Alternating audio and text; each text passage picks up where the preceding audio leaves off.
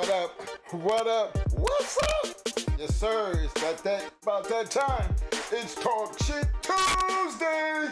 What up to the chat? What up to everybody out there in the Shark Tank? Big shout out to all my people on the back street. And do a big shout out to my man, one and only, the incomparable Mr. Dickie Foster's in the house. What up, fam? Big shout out to the Mad Doctor. What up, fam? M1, I see you, fam. My man Eduardo Venezuela. What's up, fam? My man T-Mac, I see you, fam.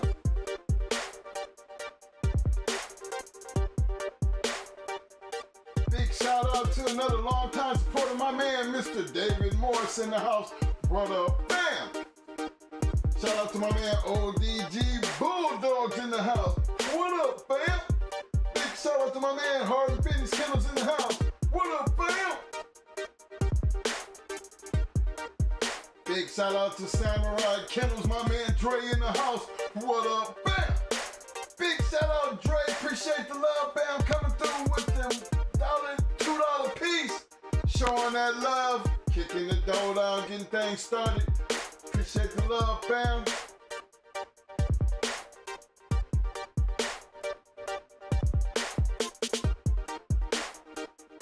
Big shout out to my man 614 Tree. Showing the love, coming in with the 10-piece. Appreciate the love, fam. Big shout out to my peoples. Sir Kennels in the house. What up, fam?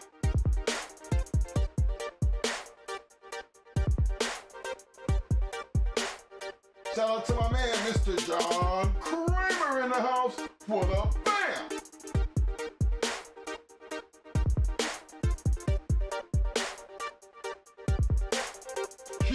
Yo, my man, Mr. Michael Schrader in the house. What up, fam?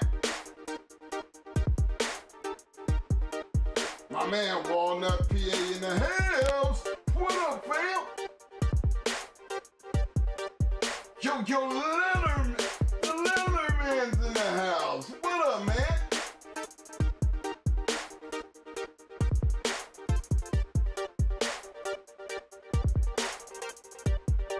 Big shout out to my peoples. Glory Kennels in the house. What up, fam?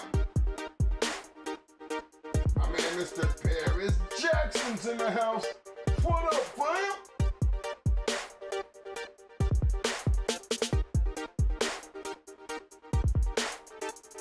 My man Cat God in the house. What up, fam? Yo, my man Mr. Dennis Oliver in the house. What up, fam?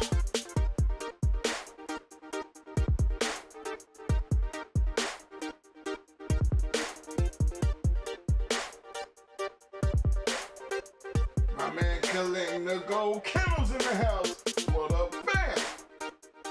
Bad Kennels in the house. What up, fam?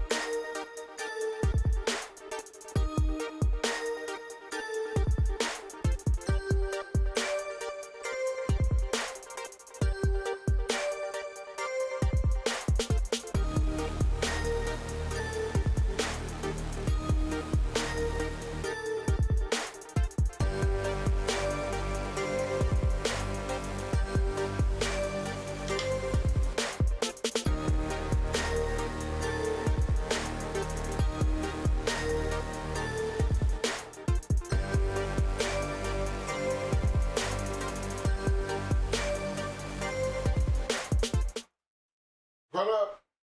What's up?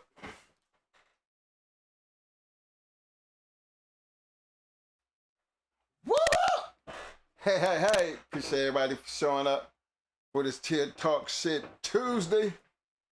Appreciate everybody showing up. Hey, look here, fellas. Don't forget to hit that like button. Don't forget to hit that like button. And don't forget to participate in the poll. You know, Participation is a must. Shark Tank. Don't forget. Get them on them like buttons. Get them on them polls. Y'all know them polls. They give us an idea of who know what and what, you know, and what's going on. You know, nowadays we done had a lot of time from, you know, back in history. It gives us kind of like a map of how things done over the years, and you get a chance to see the results and as it works forward, because everybody has pedigrees. You know, and for those who don't know how to read the pedigrees, this is a great show to learn how to understand and learn the pedigree, because not only do we discuss the history, we discuss traits and what make these dogs so popular from the past that we can still talk about them today. So it's always a good lesson to sit back and learn the history, and then you have an understanding of what to expect out of your dogs as you move forward into the future. And then you can see how things progress based on what came down off of these dogs. So you can get a better idea and a better understanding, first of all, how to read a pedigree, and a better understanding of what we be talking about when we speak about traits. Because traits have a whole lot to do with your program when it comes to even breeding. Because in order to understand what you need to be looking for, you kind of got to know what you're looking, the traits that you're actually looking for back in the back. So you can say, well, you wasn't back here, but these dogs had traits. They were known for certain things. The better ones, they always had something in common. And so you look at your own shit and then you be like, yep, they had the body. Yeah, they got the mouth. You know, you have a better understanding. All these things come into play when you're dealing with these American Pit Bull Terriers. And we just basically try to cover all ends of that. Now, when we discuss ELI, Junior, and BULLYSON, even understanding that they have, you know, they are litter mates. But in the same process, knowing that they were litter mates, they produce great dogs. But you will almost see different traits in each one of those bloodlines. You know, ELI, and I don't say to put one over the other. I'm just saying, ELI Jr. and BULLYSON, they were different in many ways based on the dogs that came down off of them. Now, I'm not going to be trying to discuss, you know, which was better. I'm not going to get into that, but I'm going to leave all that to Mo. Because Mo, he's going to actually give you a complete breakdown and show you that difference that I'm talking about. You know, everybody has their own opinions on which side to work with, but just keep in mind, we're still talking about two litter-mate brothers.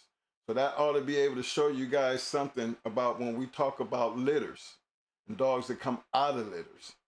You might come out of the same litter, but guess what? Don't mean they're going to be the exact same thing, because these two dogs for me, and why I chose these two dogs, because they were both, you know, as far as producing-wise, great dogs. You know, but things that came off of them as a whole were different. Now, we can say a lot of things about, well, all depends on the bitch that they bred to. You know, all that comes into play. But again, traits do not lie. You know, it's not like they come down off the same, basically the same line as far as breeding wise. But what made the change? You know, what was it that made them different as far as production? You know, we're going to definitely get into that. I haven't got a chance to look at the post, so y'all bear with me right quick while I take a quick look.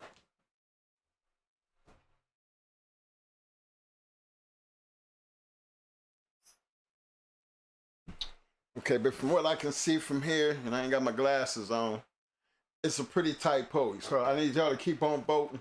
Keep on voting. And as we had that discussion tonight, you know, I put that call-in number because I know there's a lot of you guys that have a lot of, I see a lot of these dogs in some of the new pedigrees that we see. And I would sure like some of you guys who are familiar with these Eli BULLYSON dogs, Eli Jr. BULLYSON dogs, to call in because, opinions do matter. And it actually helps not just our listeners, or people in the future who get to hear, people's other opinions. Now, when we go over these dogs, we try to get it, we try to ride the fence. Because, we have our opinions. Considering, our first group of dogs were Eli dogs.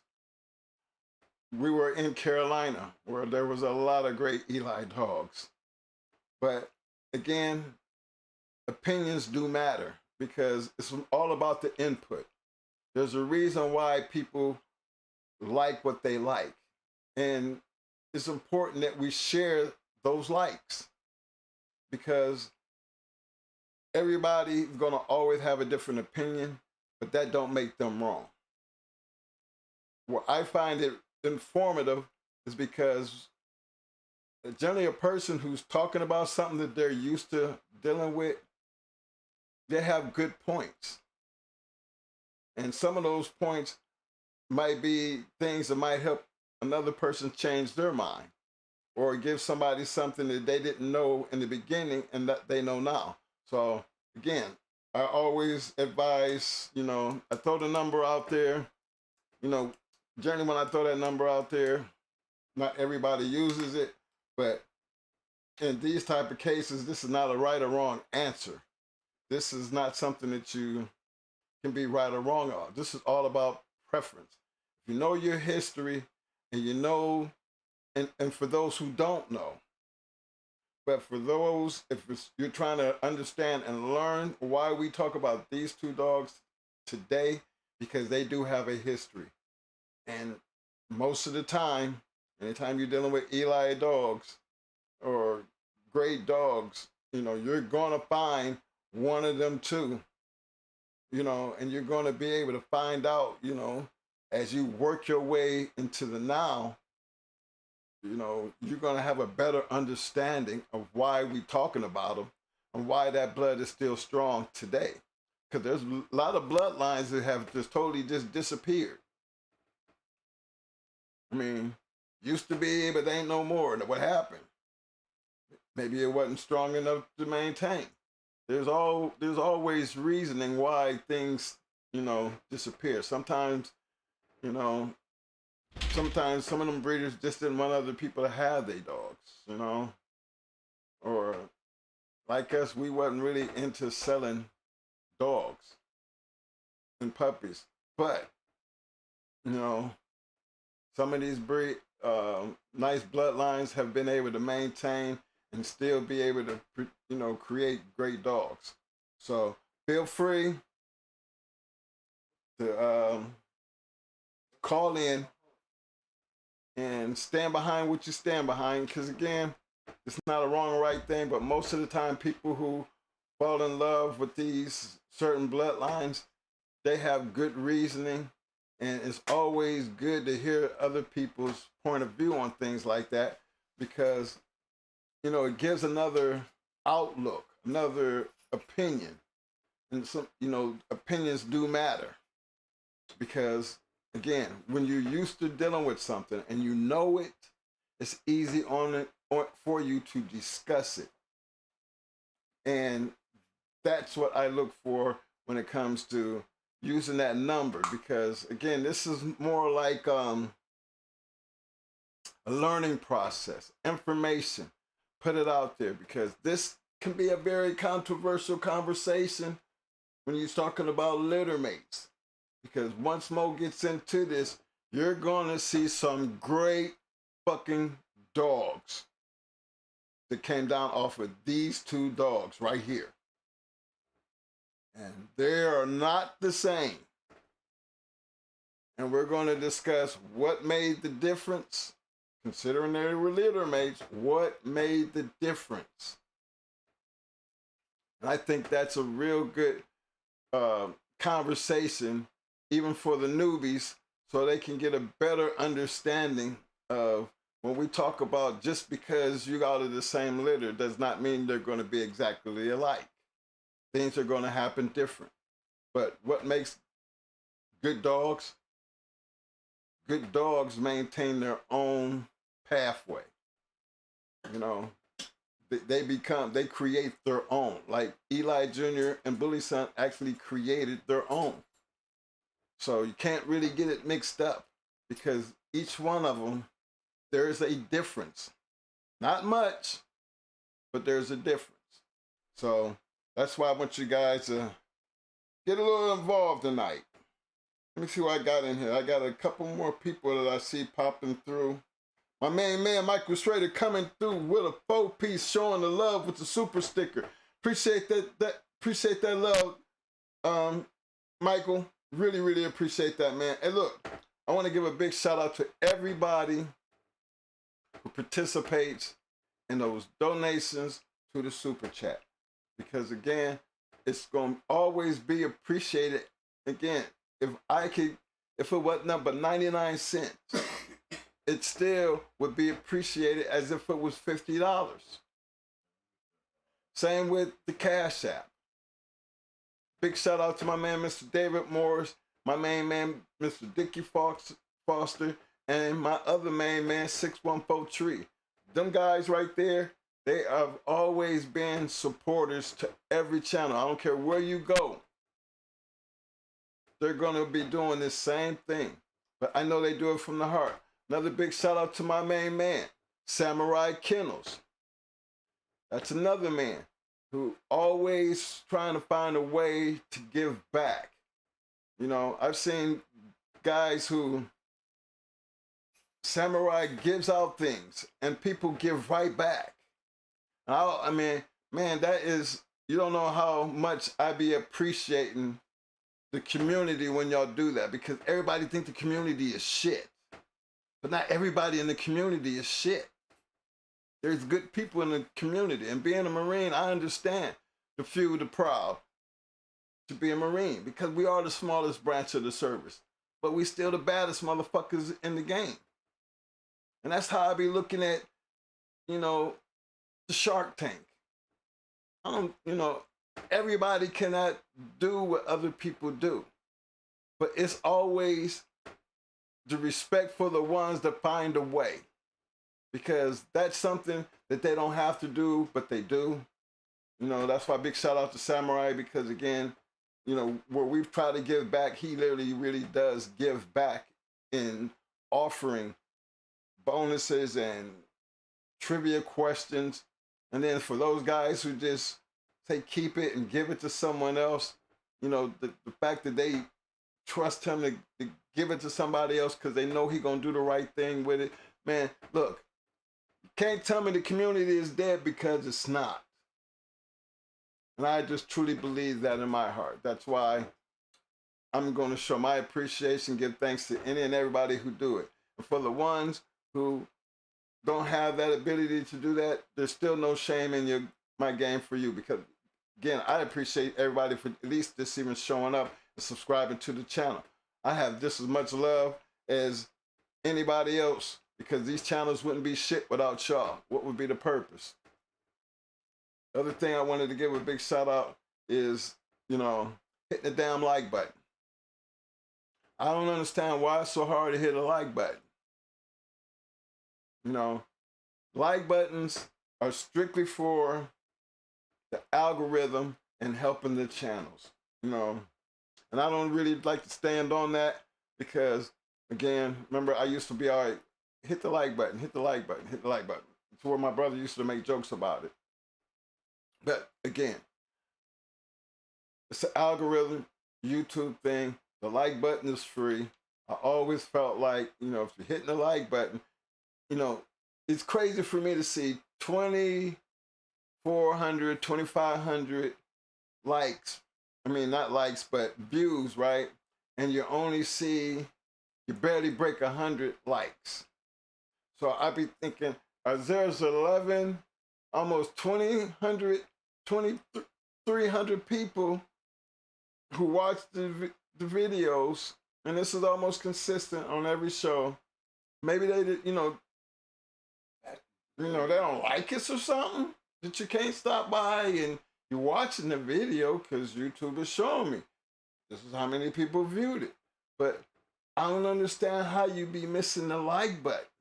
Backstreet ain't gonna hit the like button. Yeah, if we got that many people on the backstreet that ain't hitting the like button, brother, you can hit that like button, they wouldn't even know who the hell you were. That's what you You know what I mean? If you're on the backstreet and you hit that like button, even if you don't even have a YouTube channel, and you just happen to go into YouTube and you can actually go in and hit that like button. Nobody gonna give a damn. Come on now, look at how many YouTube channels are out here, and you see some of these YouTube channels be having 64,000 likes. But 64,000 likes, but they got a million views with 64,000 likes. That's a whole lot of damn views to only have 64,000 likes. Maybe that's the trend, and maybe YouTube got a little thing to where, they just threw that in to fit the algorithm, because the algorithm is not just based off views, it's actually based off views and likes and how they run them numbers. So I just want to keep everybody informed. I love you that everybody comes through. I love it that we get the views that we get. And as time goes on, I hope it gets bigger and better. But I also love it the fact that, hey, hit the like button. Subscribe to the channel. Use the Cash App. Use the Super Chat. All these things come together. And see, I don't even promote the store no more because, again, I should be. The store is up there. There's a link up there. Get some merchandise. One of the reasons, because we have so much other shit going on, it's kind of like I fear today that I might have to get, 4 or 5 orders and, do all that when right now, with things being the way they have been for us, our timing is almost terrible, but things are getting better. Hopefully things will get better because I'm fitting to get back and getting the merchandise together. My wife is doing a little bit better. I'm still going through, the situation with myself and my, Mo, but then things will get better for us as we keep doing what we're doing because we're trying to make it better. We don't try to let things get in our way of doing things. But Mo was just telling me, he hadn't heard from my boy David Morris, and we was talking about, we need to get their stuff out. And I was telling Mo, yeah, we need to sit down and just go ahead and throw this stuff together because it's not that it's here. It's all about timing. And for him, and dealing with timing, for me and timing, when we have that free time, we either gonna have to go out here and make this money, or then we gotta either go out here and sit in a hospital room or a doctor's office 4 or 5 or 6 hours. See, when we say be timing, that should be crazy for us. And then I have to find time to deal with the dogs. So timing is of essence for us at this point in time. But as things get better, I always say I'm gonna be a man of my word. And so this is always gonna be a big special shout out to my man Dickie Foster and my man Mr. David Morris, because at this point in time, I've been saying this, but I owe them gratitude because both of them men have been our lead supporters from day one. And we promised that we're always going to be sticking to our words. And trust me, them words will not turn into a lie. And I'm talking about soon. So just to let y'all know, we didn't forget about you. Actually, we talk so much shit about it to ourselves because, again, we have to put these orders in and make these things happen. And then when you make these things happen, you got to go ahead and take care of them. But then just even for me to even sit in this office and take the time to do that part is almost impossible. But I'm going to be making time here because things are starting to slow down just a little bit for me, myself. And I think after Mo has his operation, he ain't got no choice but to sit down because he don't have no other choice. So I don't know how this is going to work out. If you're going to still try to sit in this chair, but knowing Mo, when there's a will, there's going to be a way. I wouldn't care if I have to set him up. I don't know. I don't think I'm going to bring it to. He might be away for a little bit. You know what I'm saying? Because I'm not going to press him. I ain't going to let him do nothing that's going to, make him look bad. But again, I'm just putting this out here because I try to keep everybody up on what's going on. But to those guys, longtime supporters, we appreciate what they do and actually want to show appreciation for everything that you guys do. Even my boys out there on the back street, y'all know I see y'all. You know who we are. But all we ask you to do is just participate. They're not going to hurt you by hitting the like button. Can't hurt you by participating in the poll. And what you do is your business, and we don't have anything to do with that. We just put it out there and make it entertainment for entertainment purposes only. You know, when you got entertainment and you're trying to learn the knowledge and you're there watching the video, stop by and hit the damn like button. If you haven't subscribed, just hit the subscribe button. If you don't want to do that, the subscribe part, it's okay. But at least hit the like button, okay? So I'm going to let Mo jump in here. Hold on, let me go down this list again, make sure I don't get anybody. I want to give a big shout out to my man Quick FC in the house. What up, fam? Quick FC7, I see you, fam. Got Clinical. My brothers are out there, Mayhem Kennels representing Arkansas, Louisiana. Combines in the house. What up, fam? My man, your rock, Sir Rock, I see you, fam. Let's see here. I think I did get Sir Kennels. Sir Kennels, if I missed you, I'm going to say you again. What up, fam? My man, Mike Lee. What up, fam? My man, Mr. Dennis Oliver, I see you, fam. My main man, Mr. William Torres in the house. What up, fam? Student for Life Dog Training, I see you, fam. M1, what up, fam? M1, I hope you can hear me, man. I'm pretty sure, M1, you give me the big thumbs up if you can hear me, fam.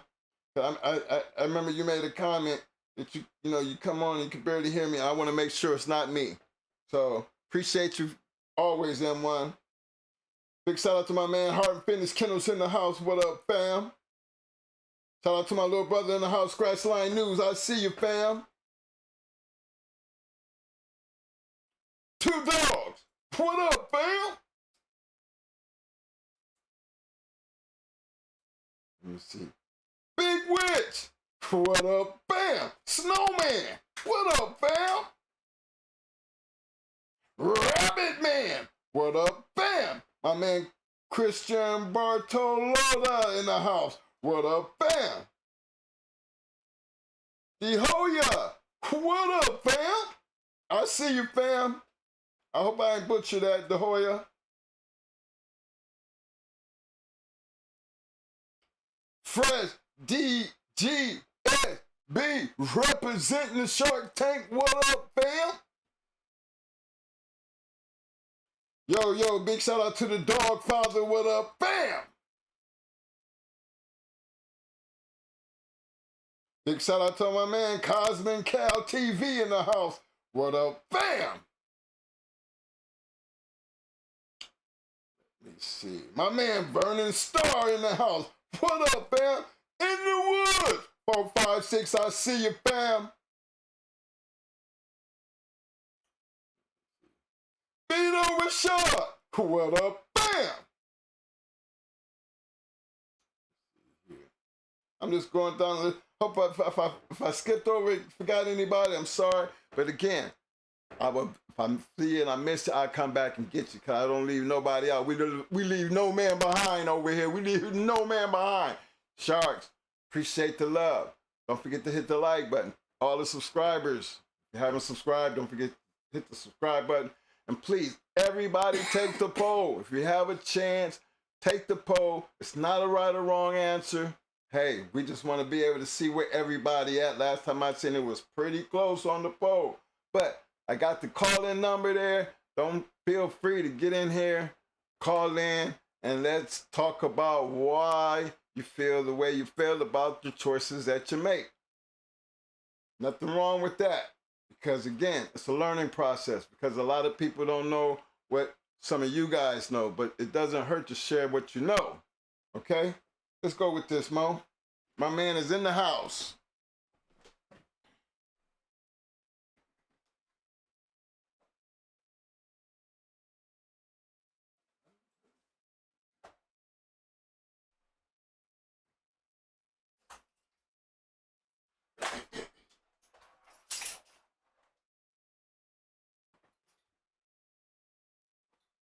Ugh. You got the same thing I got. We just must be in that twin thing, right? Mm-hmm. Remember the body stopped my heart. Yeah. Yeah, that's that test they gave you. Yeah. Did your heart come back on? Yeah. Yeah, I got that tomorrow morning. I've been feeling terrible. I don't know how that shit's gonna turn out, but Alarm going off. Dad, you don't let them knock you out like that. I'm gonna be on standby, because the fact that they gotta do it, you know what I'm saying? Mm-hmm. But they have problems trying to get that motherfucker back started. Yeah, that's what I was worried about too. They talking about where they're gonna be a surgeon, there's gonna be a cardiologist there to monitor all this. So they did it to you, it was all right? It wasn't. They did to me. My heart started right back up, and they had to shut it back down. Which means they had to give it a bigger shot for it to actually shut off to test the machine, let the machine start up. So that's the thing. Yeah, but, you don't have a machine to start your shit back up. Right. You know what I'm saying? So they got to be on their P's and Q's. Remember, my heart stopped them, and it took them 2 times to get me back to life. So, yeah, man, look here. Let me tell you about what this poll over here doing, fam. What up, everybody? Go ahead and hit that poll up, Mike. Magic, I see you, fam. That poll, where we at right now? We have 81 votes so far. The poll question: Eli Jr. and BULLYSON are known for producing great American Pit Bull Terriers. Who would you choose as the better line? We have Eli Jr. at 56%. We have BULLYSON at 44%. That's pretty close. Interesting too. Mm-hmm.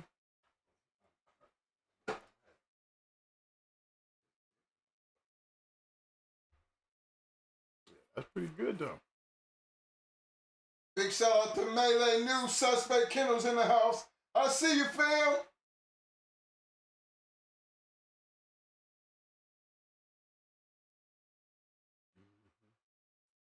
My man Jacob Bonner, I see you, fam. Big shout out to Hoya coming in with a 5-piece super sticker. Appreciate that, fam. He said, I think shooting, I would choose BULLYSON. I would rather own Eli Jr. Having both your hounds, I think, make monsters. Chinaman is the proof of that. Salute. Mm-hmm. Chinaman did produce Briscoe. Mm-hmm. Big shout out to my man, the Hoya, with the $5 piece.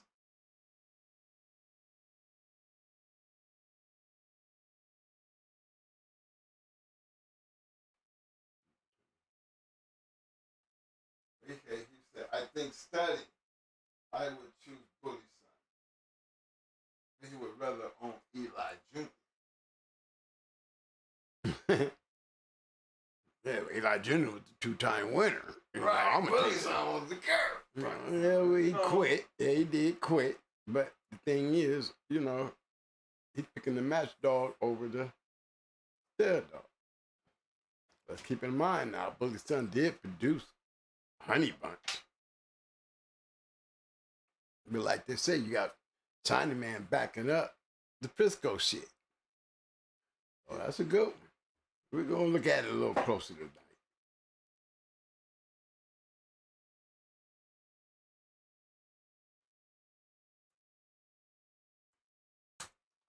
All right, y'all. Let's start this party off right. Yeah, I gotta go to the hospital tomorrow morning. They're going to those final stages of me getting this machine in me. And they want to know, cause me personally, I'm totally against the machine, y'all. You know, I think I stay in shape. I try to do the right things. I take all my pills. I take all my medicine, and I don't feel no better. I be worried about that machine doing the same thing that the medicine is doing, not much of nut. You know what I'm saying? But they wanted to see if I don't take the machine. Well, let's see what happens if you have an event. We're gonna simulate an event and see what your heart gonna do. So that's what they're gonna do tomorrow.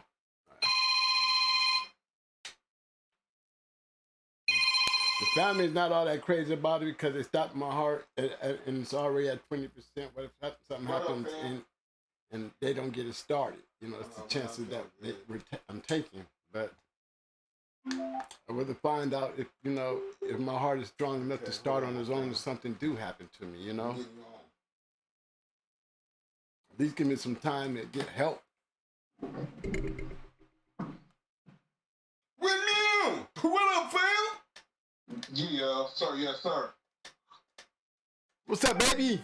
I hear you. I just want y'all to know that when OG said he wanted 10, I'm gonna tell you right now, I'm there with y'all. Every time y'all put a dog down, I'm gonna be there with y'all. Every time you got a scratch, my money's on y'all.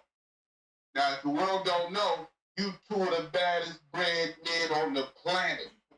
And I'm gonna tell you right, I'd be a lie if I could find somebody better. Because you two was bred correctly. And we gotta remember, we bred for this game. We was made for this game. It wouldn't matter if they found you when you was 10 or you was 20, you was gonna put the game down. So my family, we all got together the other night. We're gonna make sure we send y'all that situation, but we all love y'all, and we're gonna make sure that you guys is a legacy. And it's more than dogs. It's more than the dogs. It's the dogs that's in you.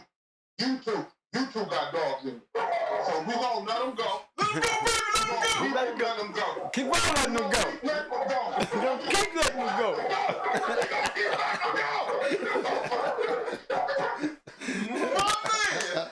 My man, windmill. I love that shit, though. I love that shit. Way to go, man.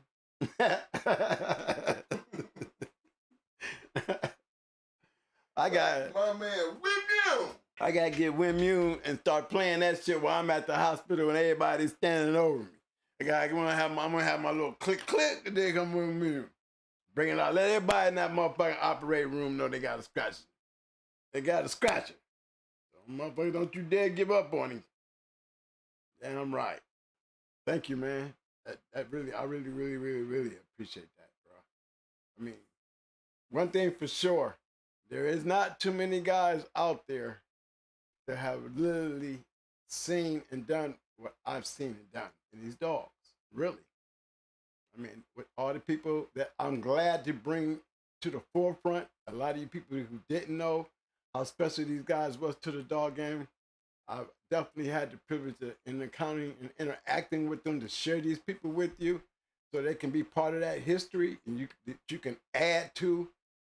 You know, you've been there, witnessed the show, you've seen them on the show, heard them, the things that they said. You know, remember we bumped into Roster Man a few times. So he's probably one of the few out there, guys, that really got out there and really moved around.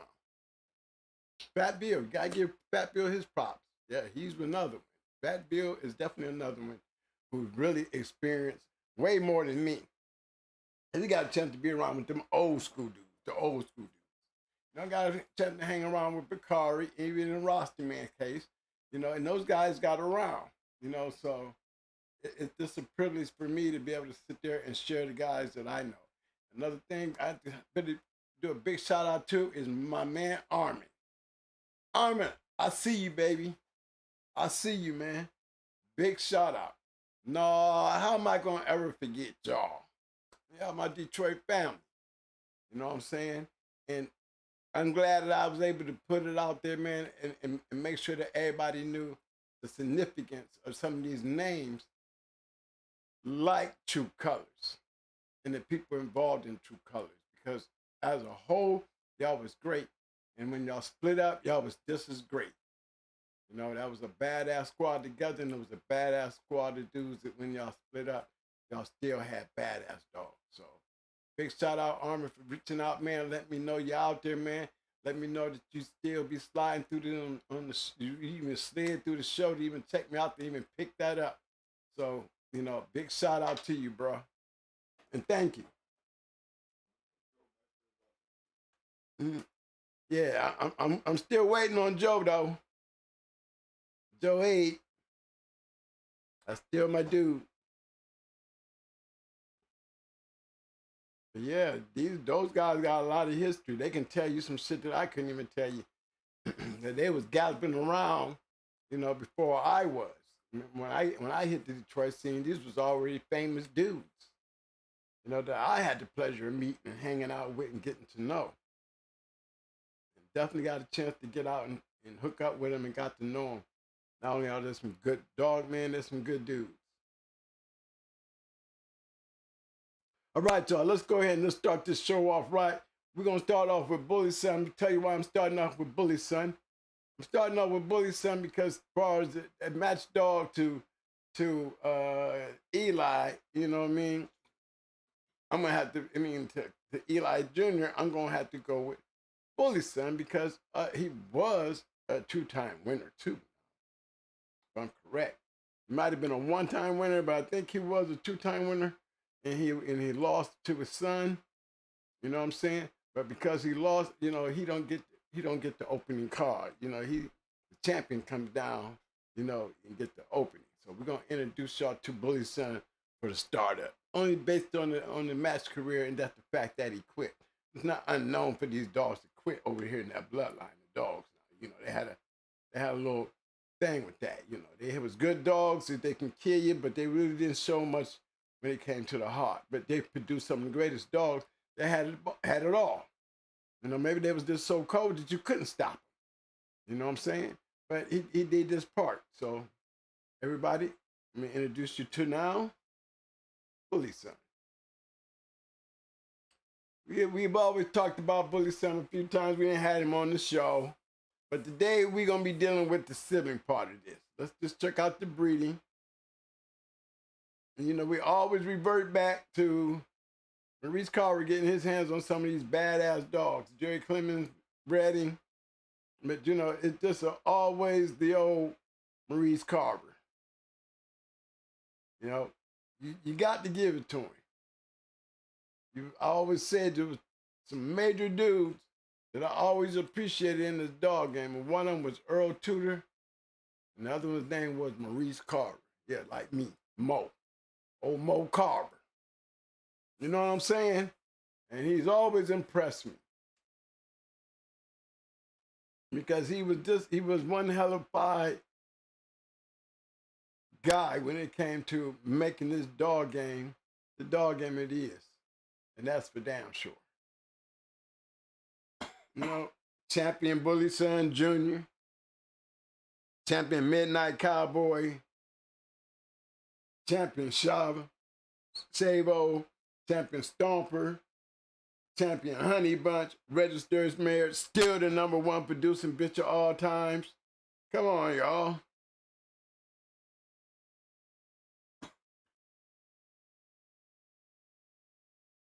And that's that ELI shit. All right? And you know, remember Eli and Eli Jr. and BULLYSON the LITTERMATES. Both of them were match dogs.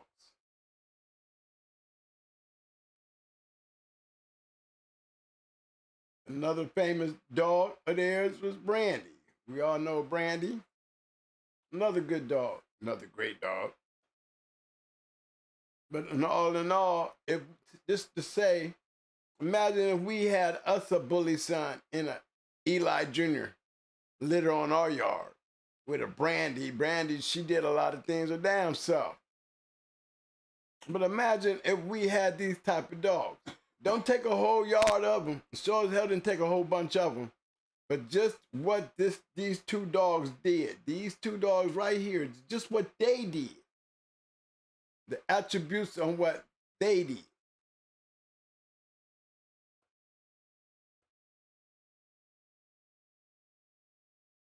Offspring. Just based on what they did. Look at the top. Look, you got Honey Bunch, Midnight Cowboy, don't forget Miss Piggy, and Low Posse's Buster. We ain't gonna forget Host Jeremiah. We ain't gonna forget Everest Buck. They don't got no color to them, but they are very significant in this conversation. Carver's Black Beauty, you know? You go, oh, let's see, keep it going. Champion Artie, Stomper, Chavo, Miss Inky, pretty good dog.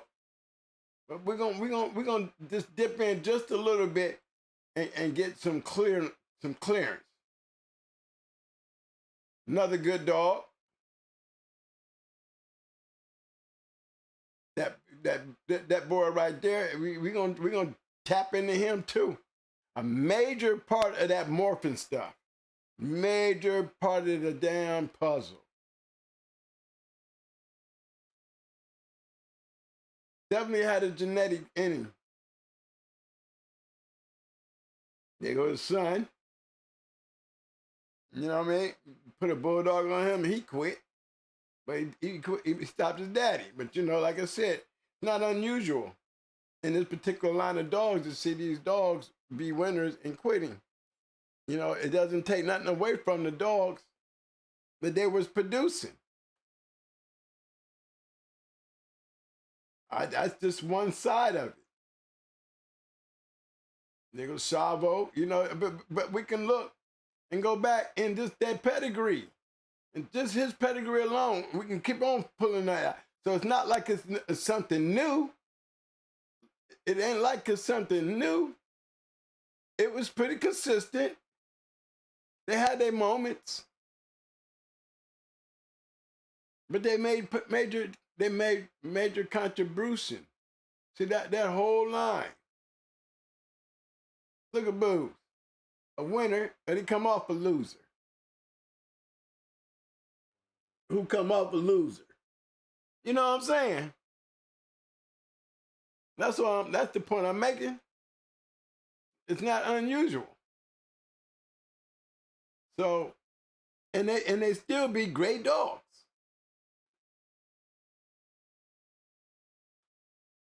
And keep in mind, that's still Eli Jr.'s littermate brother.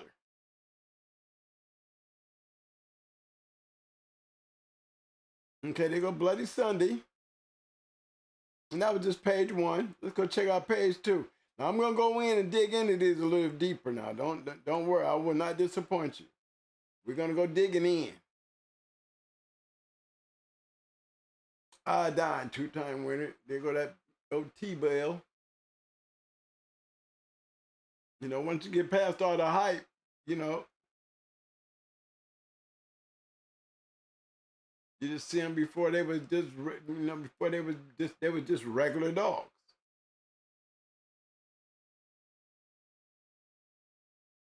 Whitey Ford, Whitey Ford. Come on, let's go take a peek at Whitey right quick.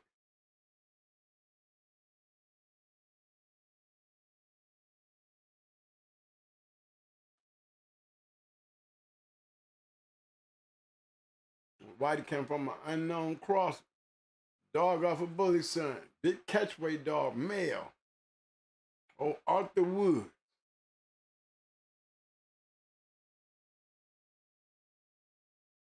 That's just somebody paid the stuff. He ain't got a good dog out of it. Let's see if he produced anything.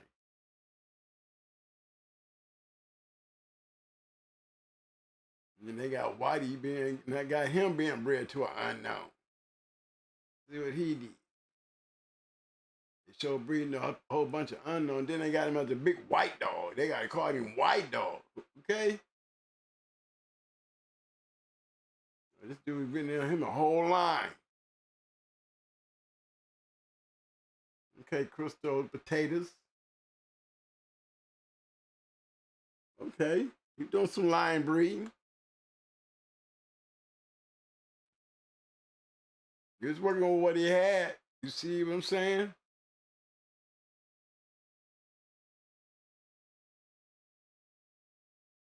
But with all that work, was he producing?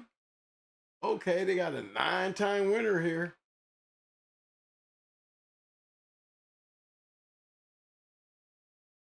I see old red blue jeans.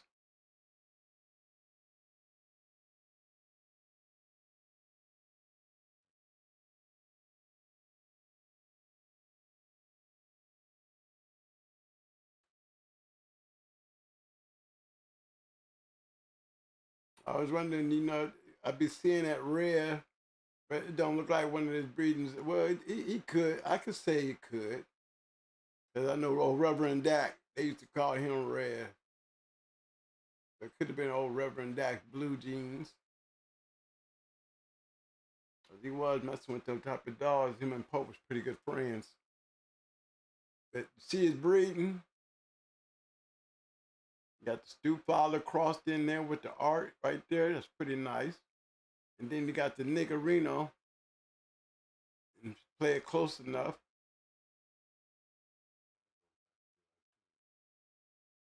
There's Niggerino. Remember, I definitely spoke when I said Carver's Black Beauty. Remember, Black Shine and them.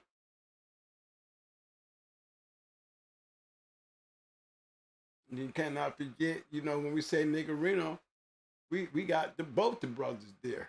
We got Eli, don't forget, being bred back to BULLYSON's daughter with Wolfman. You see? So we Niggerino is just a combination of the two brothers. So we got to mark them points off. One thing for damn sure, we know Eli Jr. could produce grand champions. Now we can go back down through here and go looking for BULLYSON's side and show me how many grand champions you see that he produced.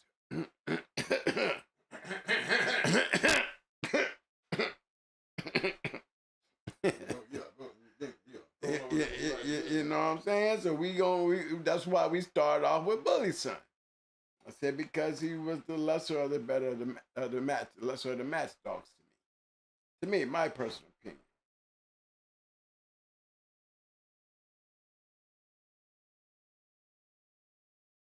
Okay?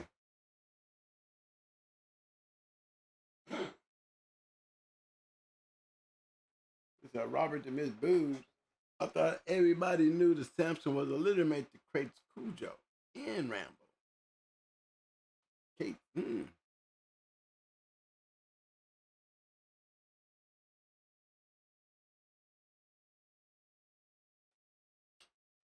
Okay. All right. I just wanted to go take a peek, see what they was running. But that's for those who didn't know about the Niggerino stuff. The Niggerino stuff had them both. And Niggerino was a good producer. Can't deny that. I know when everybody started breeding him, it seemed like they by the time Niggerino got up there around in our time right there, the potency was definitely slaughtered. There wasn't as many as good Niggerino dogs that I would have been expecting to see. Even though he had some good dogs and probably still got some good line of dogs out there today, but they weren't as dominant. And they weren't as dominant as Art in them. You know what I'm saying? In Carolina, we had that little Posse's Buster. Yeah, we had Little Posse's Buster. We had Solo. Yeah. What was Bruiser? Bruiser was off of Smeller, Snooty son. But one we can start off with is Honey Bunch. There's no denying the fact we done the show with her, done a show about her. Same with Midnight Cowboy. He got his own little line. You know what I mean? These are all whim dogs. You know, even though Eyes Bloody Sunday, she's not an all whim dog, but that Grand Dame shit, major. Major.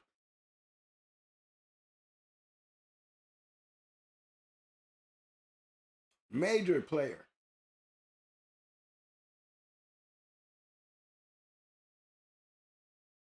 Abernathy's Molly.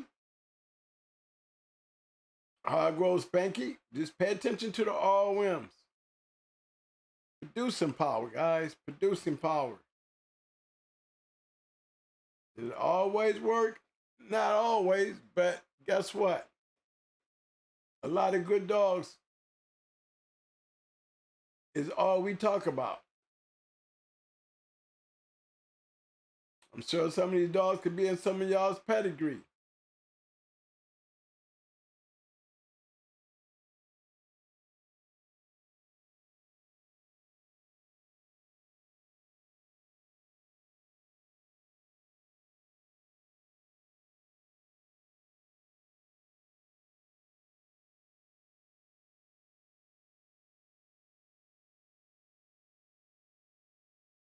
Mm-hmm.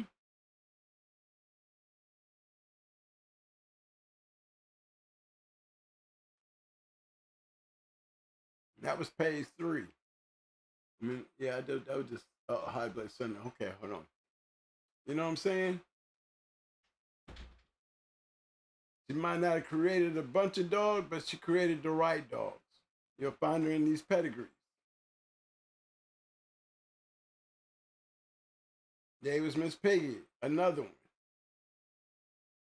You don't hear a lot about her, but if you go down there and start going through her pedigree, you start seeing major pieces to their puzzle.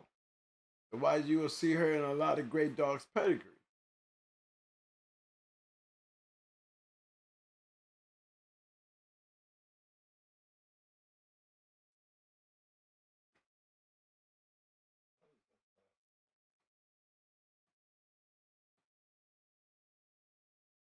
Hey, is the page flashing on y'all over there?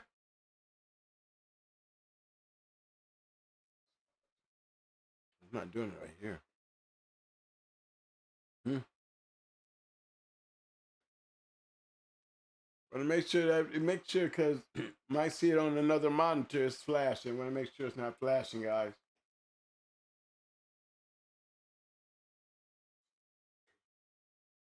Mm-hmm.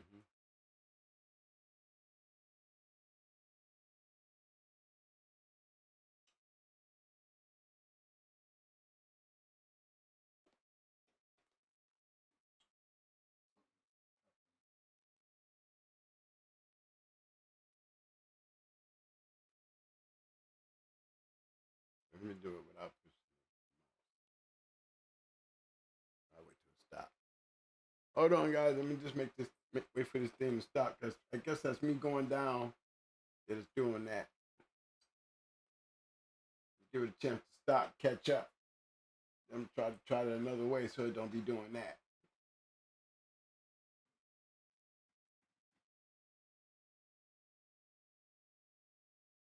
Grand champion Cowboy Jr., 3-time winner, 2-time off the chain, 1-time loser. At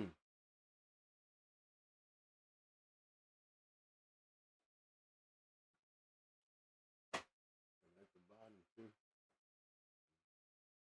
At some point it's supposed to stop though, right?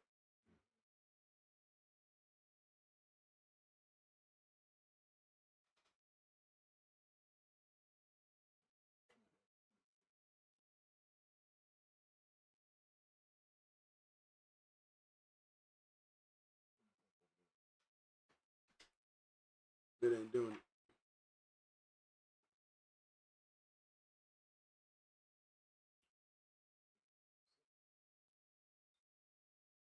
Is everybody else seeing it doing that?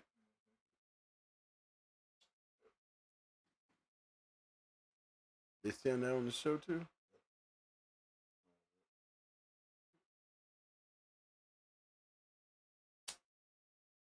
gonna be a bummer. Get out of here.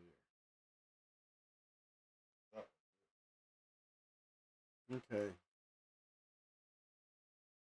I guess I'll be doing a lot of clicking.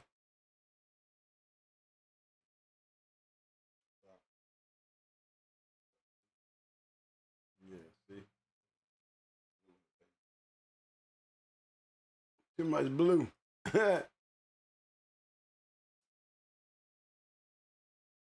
ain't doing it on that page. Okay. That must be a messed up page right there, y'all, because it ain't doing it on this page. And for a lot of guys that know about Lopez's Buster,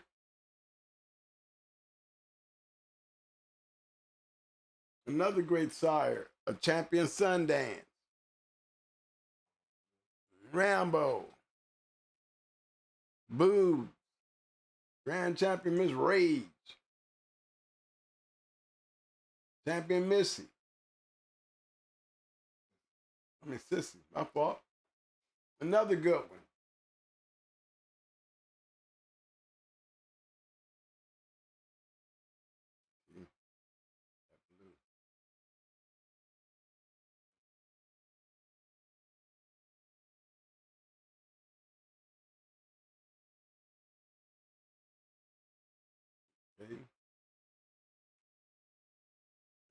The Posse's Ed, that's another good producer.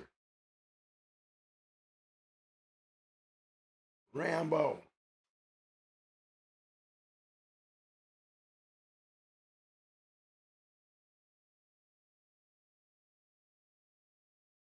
One thing about them, if you notice, they go Ernie Buck.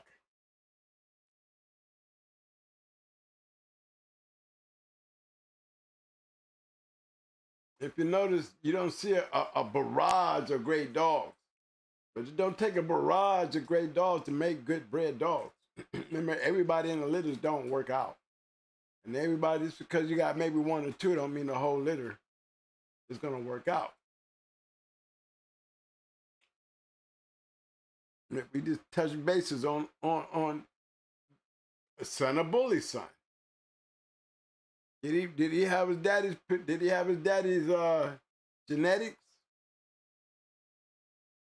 If you notice, every one of them I done picked on was able to produce.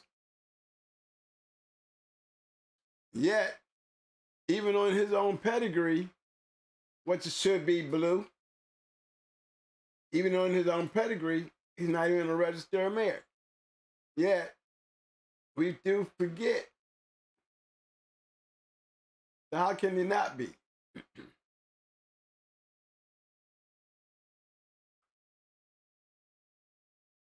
You know what I'm saying? How can he not be? And based on the journal standards, on just the journal standards, he's a registered merit. Because back then, it didn't take but 3 champions to make you a registered merit. He got 3 champions and several registered merits. Several.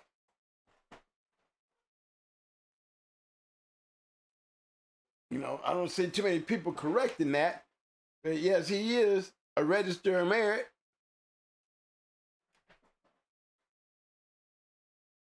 And see a lot of pedigrees that don't have that on there. As are like this one. But genetic-wise, he's a major part. And definitely when it comes to her, you know, y'all think it's, you would think with Honey Bunch, with all these champions,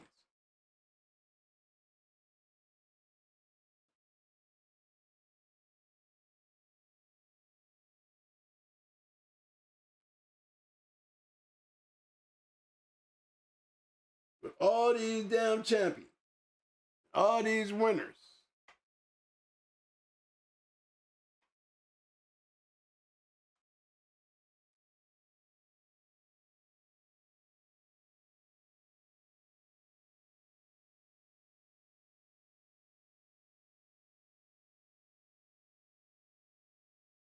What was she? Down there like a buckskin bitch. Well, you know she was black.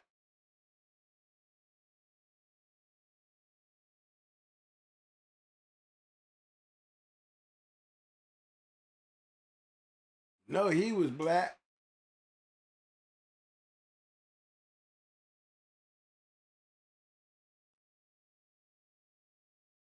You always ask yourself, so where'd the buckskin come from?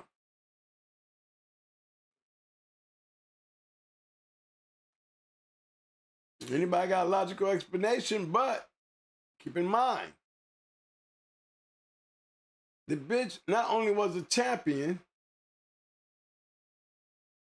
not only was she a champion, she's still the #1 producing bitch in the history of the dog game. Coming off of a line of black dogs.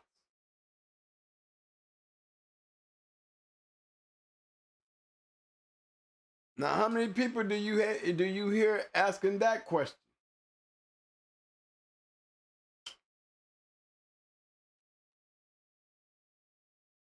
And if she was really off a bully son, or if she was even off of this breeding in itself, to the knowledgeable dog man, you know, which it don't really matter, but it still would be the question.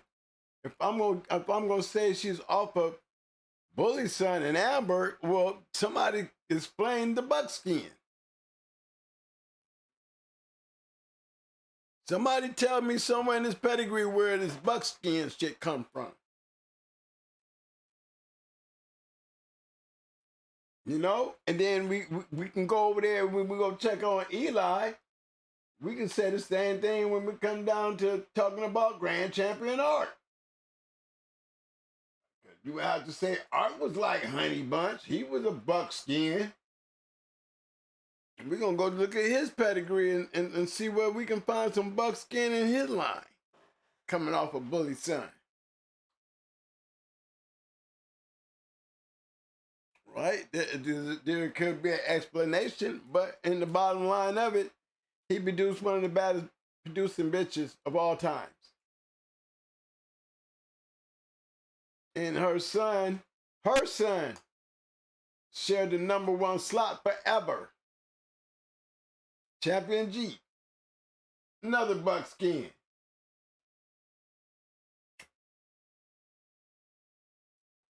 So somewhere in her genetics, there's buckskin enough for her to carry it on and pass it on too. You gotta remember, GB had some red and white dogs in his litter. I mean, his litter mates was red and white, buckskin. But I didn't remember her throwing nothing black. Now Rascal Jr. now was. But you gotta remember now that Rascal being bred back into it. But did he have any buckskin brothers and sisters? I don't know.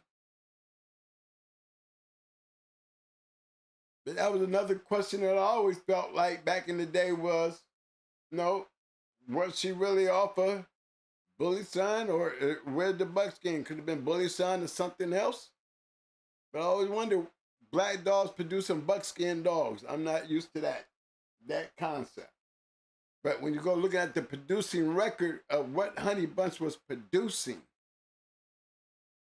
who else could have made a dog that good, that had that much producing power, that we cannot find nowhere else on Carver's Yard?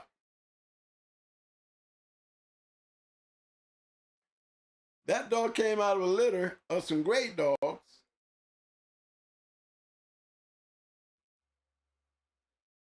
She produced some. I mean, when I say litter, I'm talking about BULLYSON and Ho. Not her particular breeding, but just BULLYSON and Ho being her dad. You know? What other dog could that have been? What other dog other than Amber, or was it something other than Amber, could have been? Amber is the flaw, or BULLYSON? If I was saying, based on how she bred and what she produced, You know what I'm saying? And then actually looking at Finley's bow being bred to her, we can understand the different colors in the foundation that created these dogs here off of her, but not one black out of those litters. If you're gonna throw a throwback, you would think this buckskin would have a throwback in it, coming from all that black. You know what I'm saying? But another great dog. I mean, she sits at the top of the chart right along with her son. So that plays a major part in my decision for as BULLYSON. Why BULLYSON would be a head-on-head with his littermate brother, ELI Jr.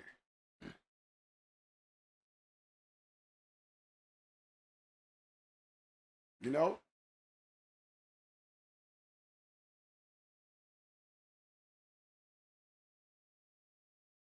But we just hanging around. We staying close to home because we're not diving into these individuals. We're diving into the genetics, paying closer attention to the genetics of what made. I mean, BULLYSON being a great producer, not having ROM by his name.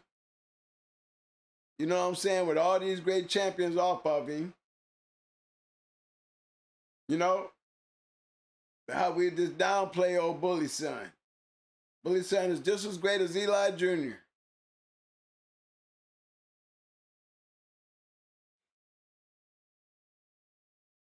Midnight Cowboy, another great one. He black. He produced 3 champions and 3 grand champions.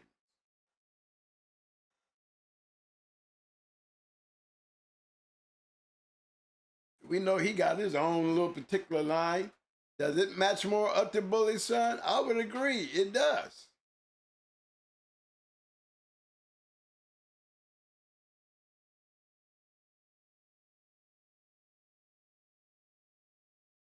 The producing power, because we don't have that ROM there and really go racking up his points, showing that, you know, he produced a fair amount of great dogs his damn self. A couple of champions is definitely an ROM, clearly.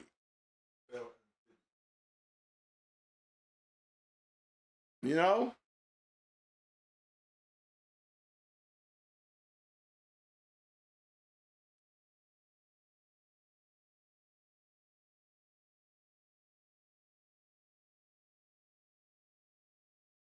That's a good conversation.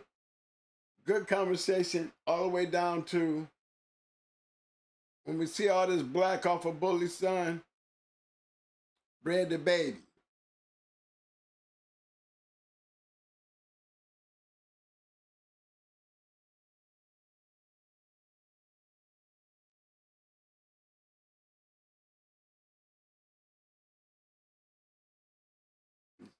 You know what I mean?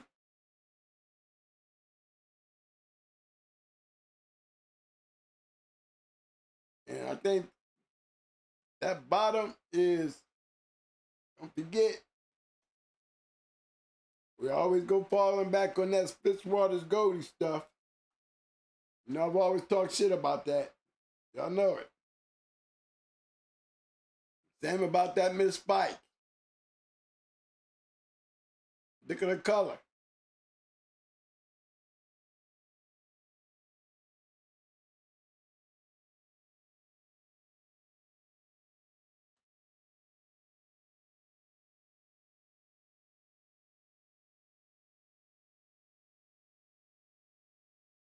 You see what I'm saying?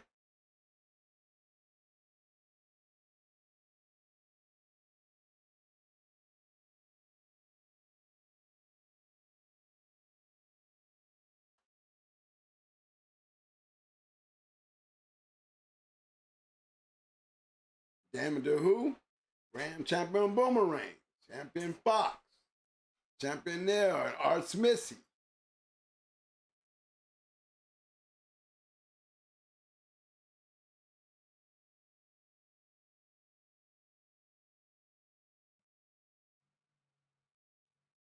Cross the BULLYSON.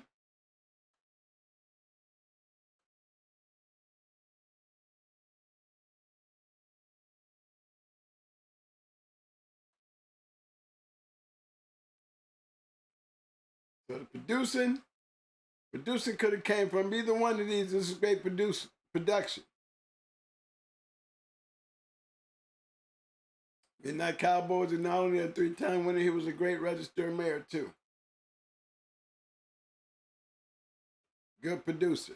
Genetic wise, you got it coming from 2 areas, guaranteed. The black, definitely BULLYSON. I would be looking at him to more BULLYSON than I'd be looking at Honey Bunch. No.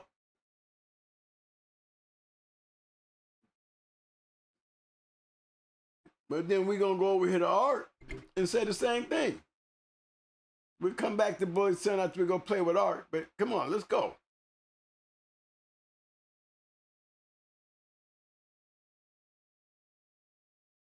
Another dog. Where's his RM status? He's like his brother. Straight black dog.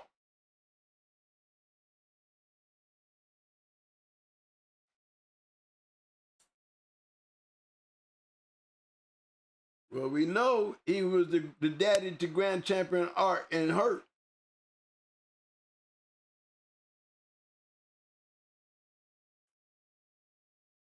But what did Eli really produce?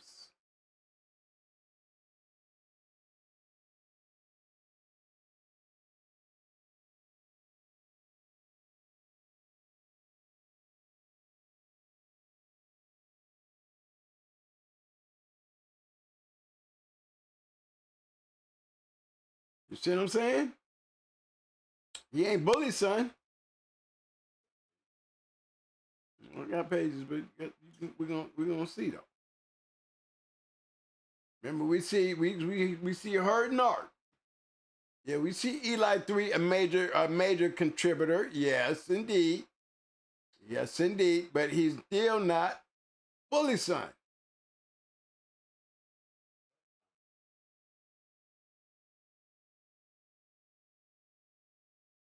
They go Night Train. Oh well. Producer though.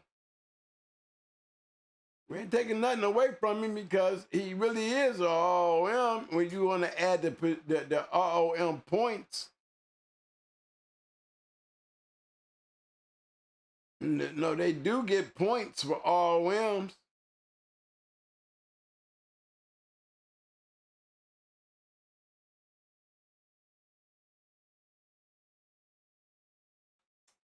Three pages. And all we got was 2 champions.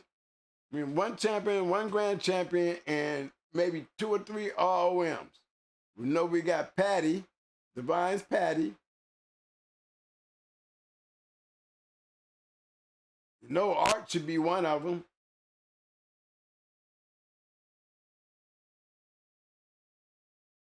And then there was one more. Eli 3. And Patty.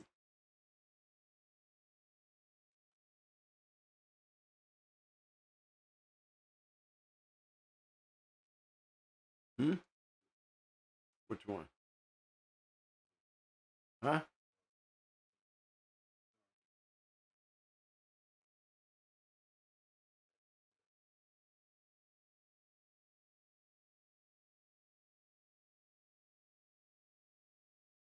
So when we look at Art,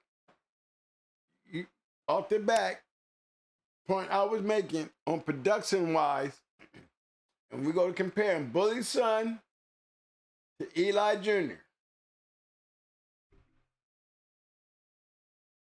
BULLYSON was the greater producer.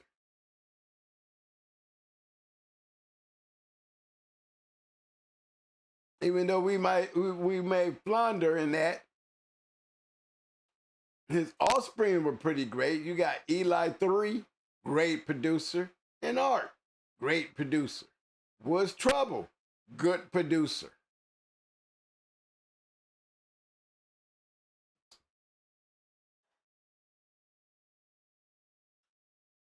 You know, look, Side of Chinaman.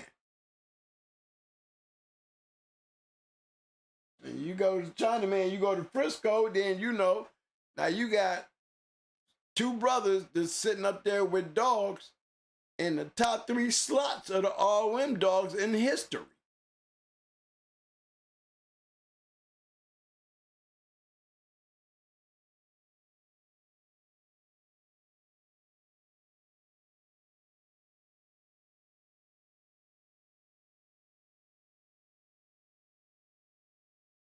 They go Wood Sundance, APBT'S Boy, and Chinaman.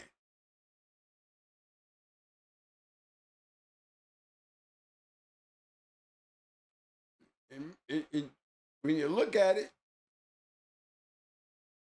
he didn't have a lot of pups, didn't have a lot of dogs, but he created great dogs. One in particular.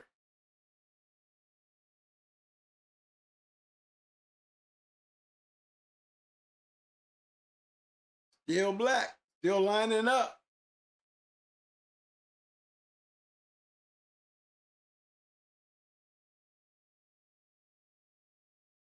You do not find BULLYSON in here. On the bottom right here, at the bottom right here on High Bloody Sunday.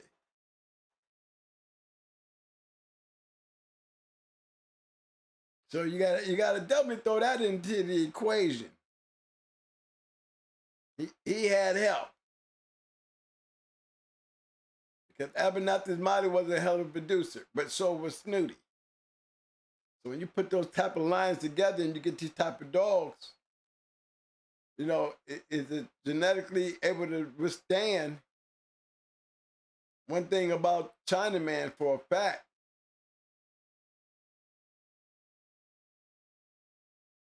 he's another Wood Snooty. I mean, he's another Honey Bunch.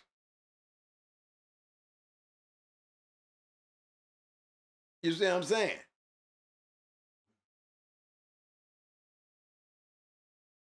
Red Dog. Look at it.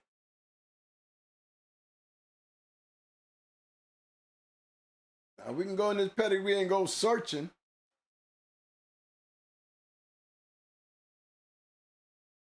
Always can go in there and go searching.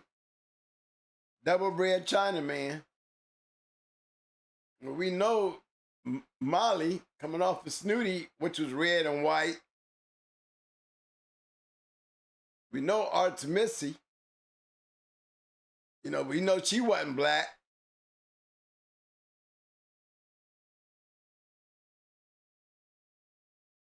High Bloody Sunday was.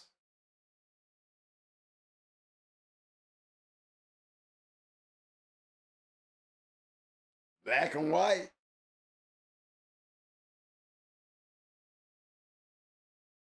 But she double bred Chinaman. When we go down here and start adding that bolio,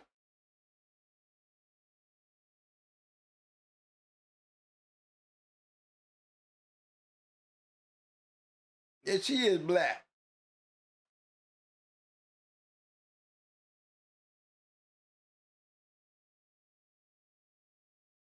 They got that Fitzwater's Goldie.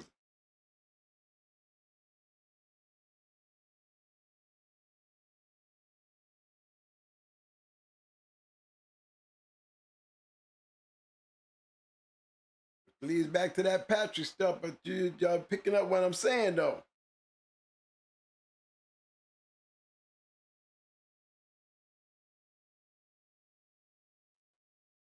So we ask, where'd the red come from?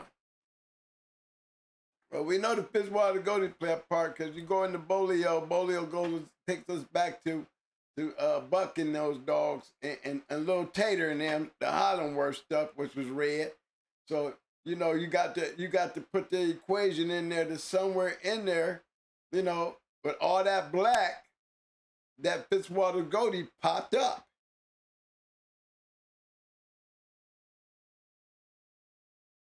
And not only did it pop up, it popped up with producing power.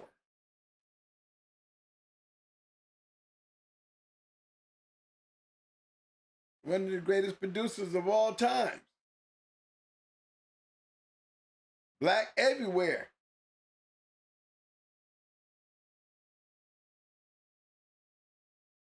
what is this color? Red. So he runs into the same situation over here like Eli Jr. that, you know, we got over here with BULLYSON and Honey Bunch. But one thing they don't have in common, they are the two of the greatest producers from two LITTERMATES brothers. They line in itself with all the questions. Now, neither one of these dogs were black. But they sit up there at the #1 slot and the greatest producing dogs of all time. Coming from a bunch of black dogs. Do we have any opinions coming out of the chat room, Mike? I know I'm saying a lot of shit. Yeah, he got stolen too. Yeah.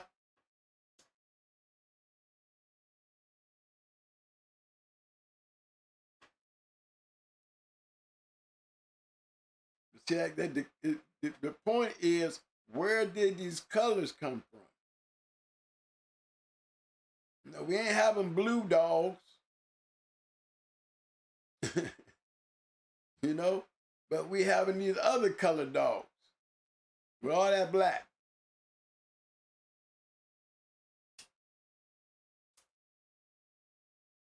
Another great producer.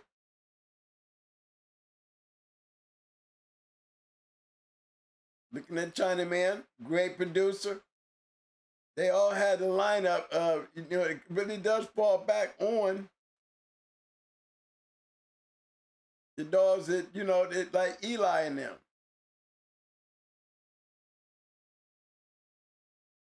But we know Snooty was a red and white dog.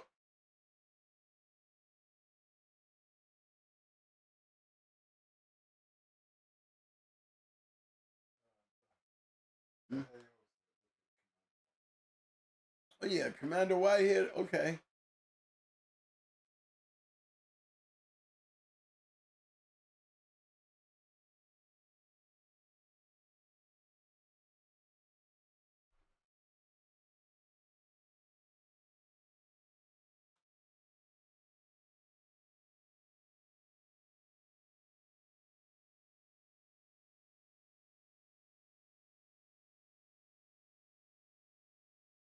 Commander Whitehead was a red and white dog.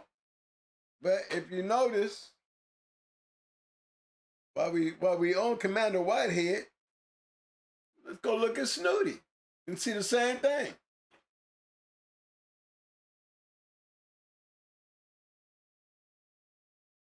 You see what I'm saying?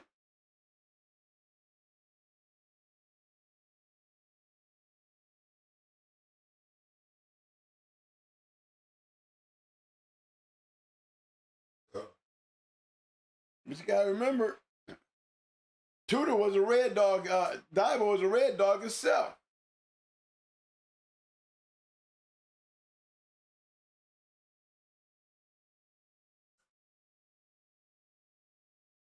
You know?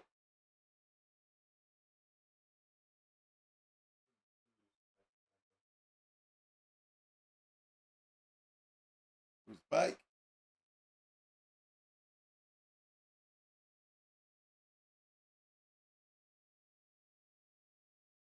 It's a red dog.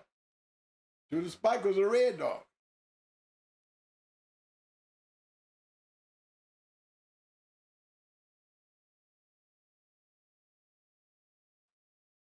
Was the genetics strong enough?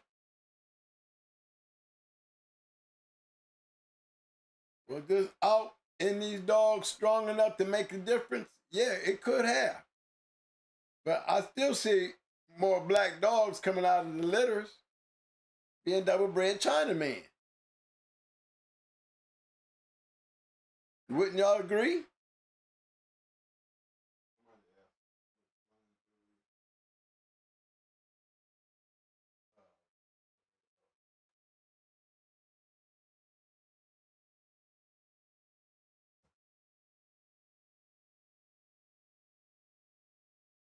Let's go and see. Somebody asked, was Blind Billy a red dog?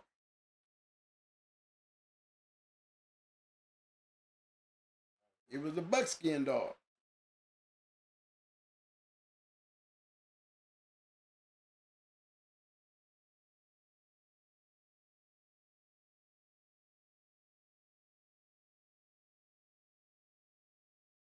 Then coming off of Dabo, he would be red. Arizona Pete, Dabo's brother, he sure ain't black.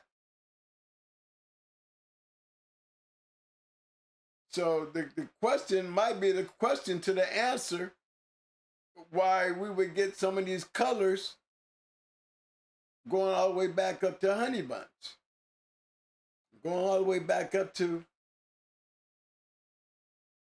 Frisco. They have the genetic strain in them.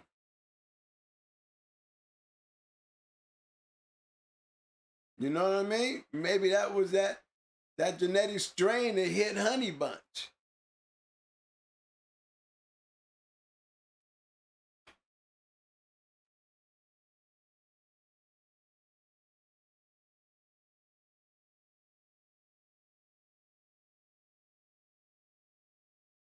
You know, he produced art.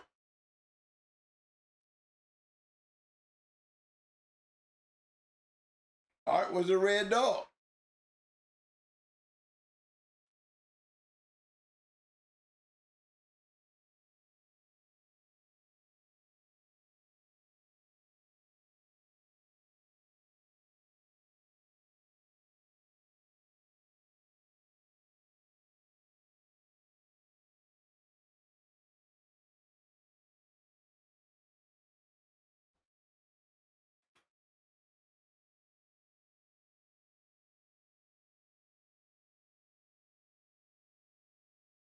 But we got a lot of,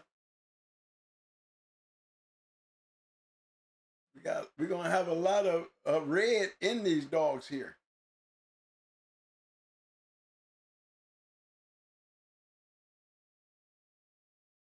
We got a lot more red than black.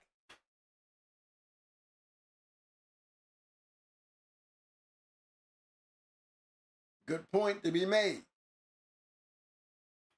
But it's all in the genetics. You know, it makes you wonder if you have one of these odd colored dogs in your litter that's going against the grain. Maybe we should take a closer eye at those special ones. Throwbacks. Used to call them throwbacks. Throwbacks always seem to have that special thing in them that separates them from the normality of the litter.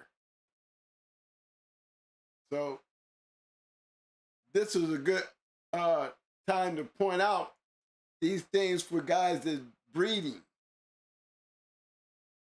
You know, understanding, you know, your genetics of your litters, because if you notice, a lot of these red dogs produce great dogs. Out of that ELI and BULLYSON shit, Honey Bunch wasn't black. Chinaman was black, but his son produced better than he did.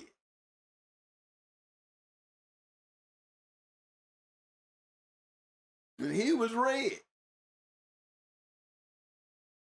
So imagine you got these litters and you got these little off-colored dogs in here.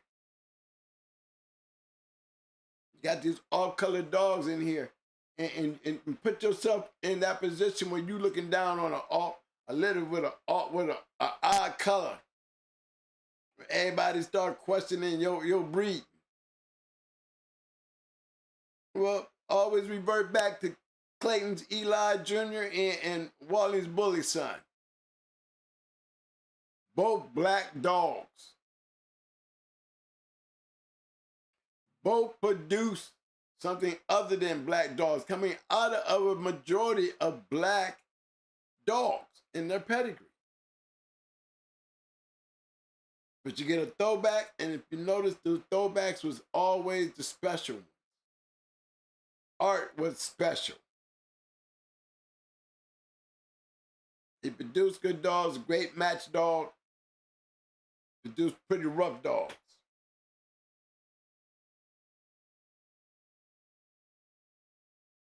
Bumper. Find that shit in some of them great dogs of the Bulls dogs. Old Bumper.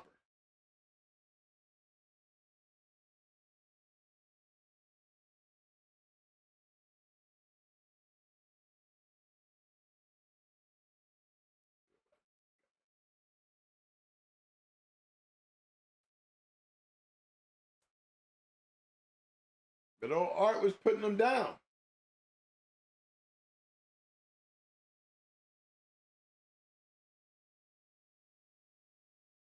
Genetic wise, where'd he get it from?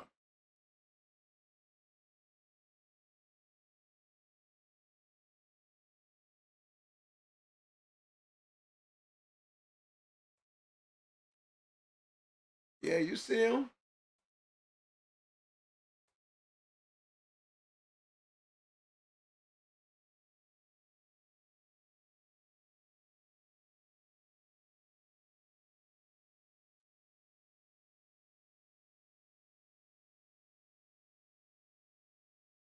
But you don't see him throwing no black dogs.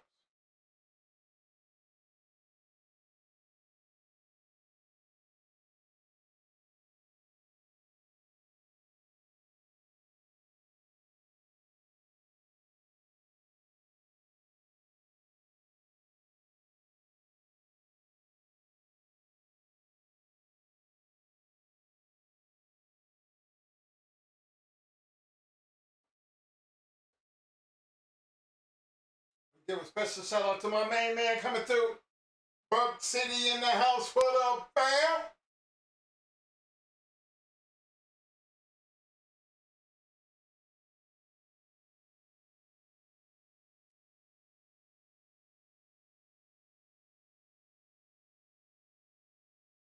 Mm-hmm.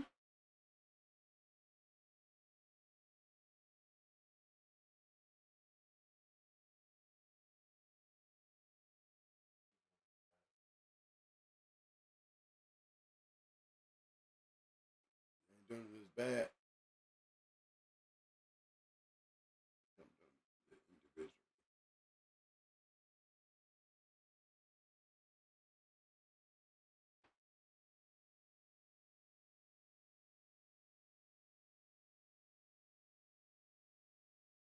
Showing you one of Frank Bunce's breedings. There goes there.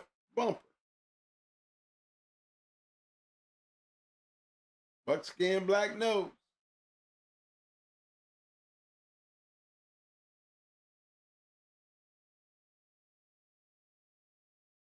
See where it's taking me?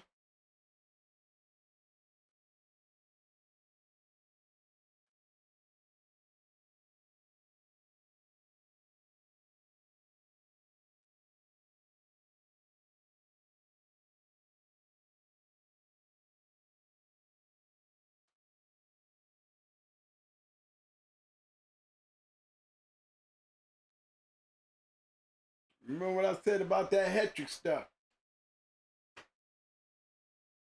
Okay? Remember I told you, Frank Bunce and those Sam Lambert's the ones that got them dogs out of James Powell. Remember? The tornado shit. Look at the bottom. It's still riding on that shit. The shit that we was talking about back then when old Sheriff Powell had them Hetrick dogs. He convinced them. It's obvious that he convinced them. And the connection is definitely there. Frank Bunce, Sam Lambert, same guys that produced and came up with Tornado, using the same old line of dogs, the Hetricks.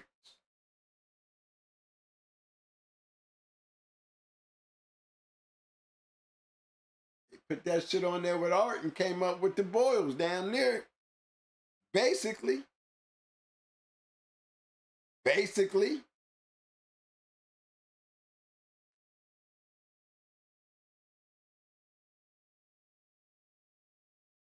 The Boyle shit. Red bitch.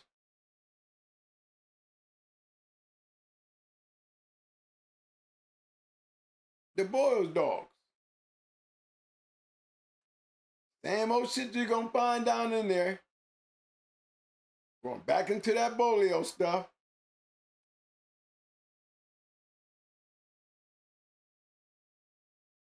Combination fits. If you were to sit down and really look at these pedigrees and really break it down on how they was crossing these dogs, they was paying attention to certain assets that these dogs was bringing to the table. Definitely. Because both of these lines took off and made a great line. But both of these lines right here can stand on their own. We know Bolio can stand on his own.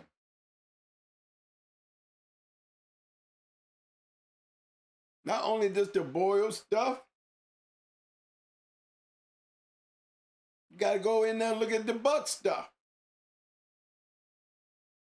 You got to go in there and look at the tornado stuff. Tornado stuff is in relation to who? Bumper.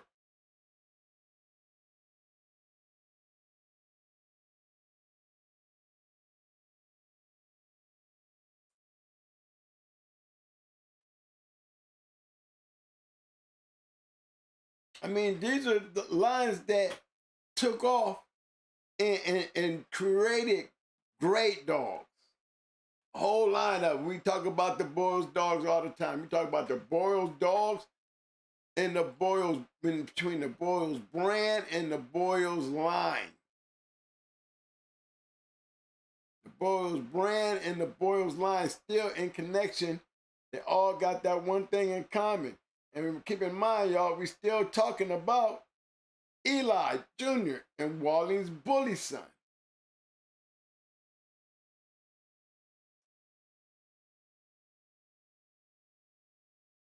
One thing they had in common, they had producing power. Whether the dogs was purple, they had a genetic gene that could produce match dogs. They had the genetics to click, to be able to click.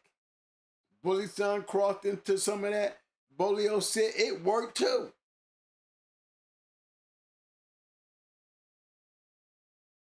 I think the major factor in there, which made these Boyles dogs so damn good, was the fact that that Hetrick shit added to it, put that killing power in there, because those Hetrick dogs were killers. I want to give a big shout out to my man Courtney Edwards and AQ Kennels. What up, AQ? Henry, what up, fam? Courtney, what up, fam? Anybody got anything to add to that? You kind of, and when you sit down and look at it and think about it, you try to figure this shit out because this is your breeding program. You know, these possibilities of greatness on how they did it. Remember, I always said there's a pattern, there's a formula, and if you copy the formula, if it worked for them, it's going to work for you.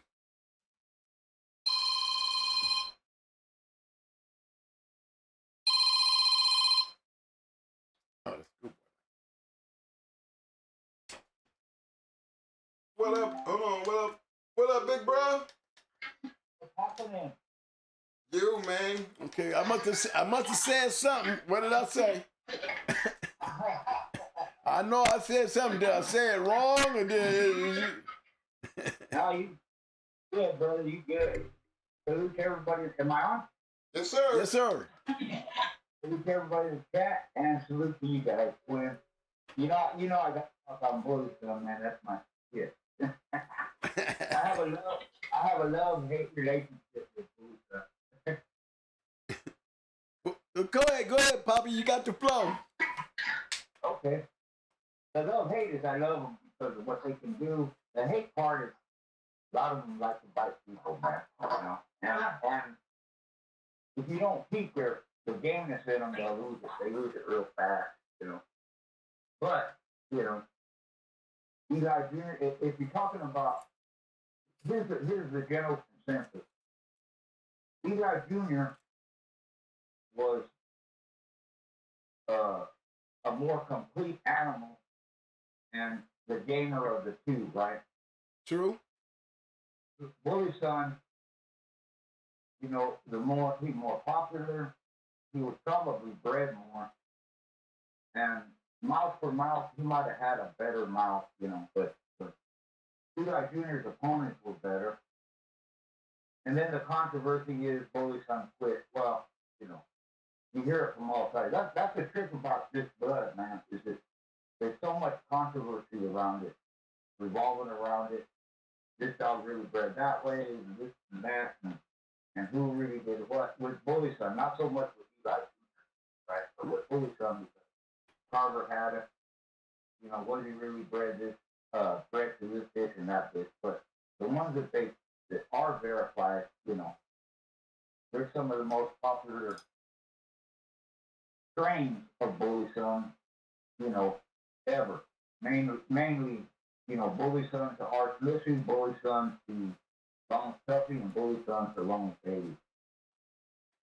So that's you know, and the people that used them, you know, I think BULLYSON blood was used more than Eli Jr. blood, except they were intertwined in some, you know, all different kinds of ways. It's not just the dogs from Texas and all that, and the Southwest, you know. But I think Angus has an inbred Eli Jr.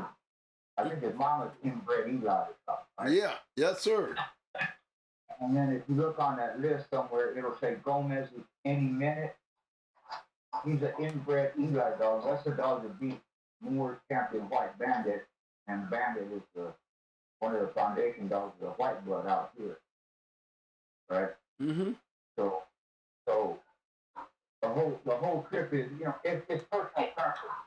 You have the Midnight Cowboy and Chicago dogs. You got the Arch Mission, you know, Cameron's Macho and you know, Hope Jeremiah and Harvard Tech, Hudson's Tech, and you know, Lafayette Buster and White Missy and all these, you know.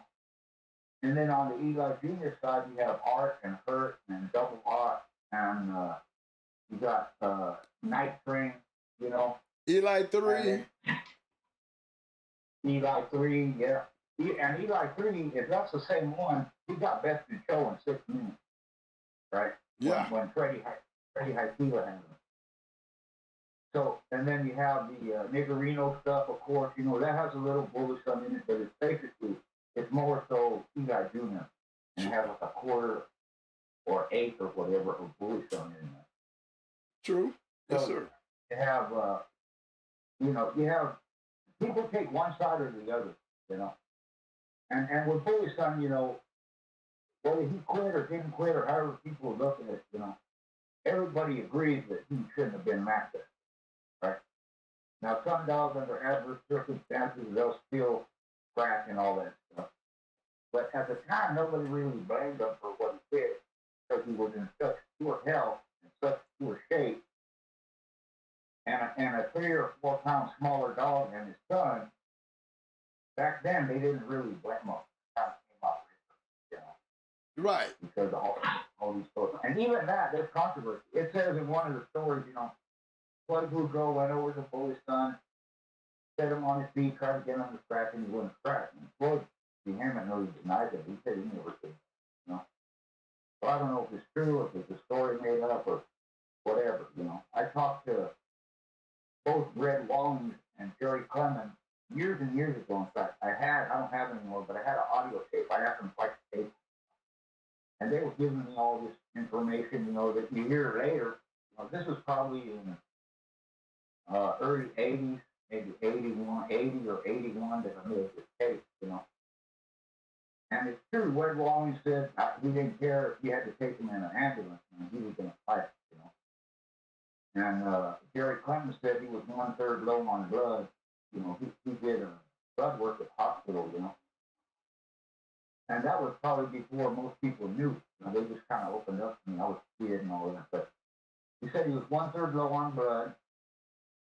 He'd been bred up to the, you know, real close, either the day before or that week, you know, before the match and all that. But he also said he had fought through a chain link fence. and he still had the stitches in his mouth from chewing on that fence, you know. So whereas Eli Jr., you know, his fights were tougher. He had good opponents, you know, close to his equal. He got his foot broken in his first match. You know, the dog was biting hard. He showed finish and killer instinct. And so did BULLYSON Jr., but his opponents weren't. They either weren't as good as Eli Jr. or BULLYSON was just that much better than him. But back then, that's the general consensus. Eli Jr. fought better opponents because they were tough matches. One went close to an hour, but they were trying banging, going to stifle, belly, shoulders. He got bit hard, and all that. Where BULLYSON, was 17 minutes and 22 minutes, they were just kind of one-sided matches, you know.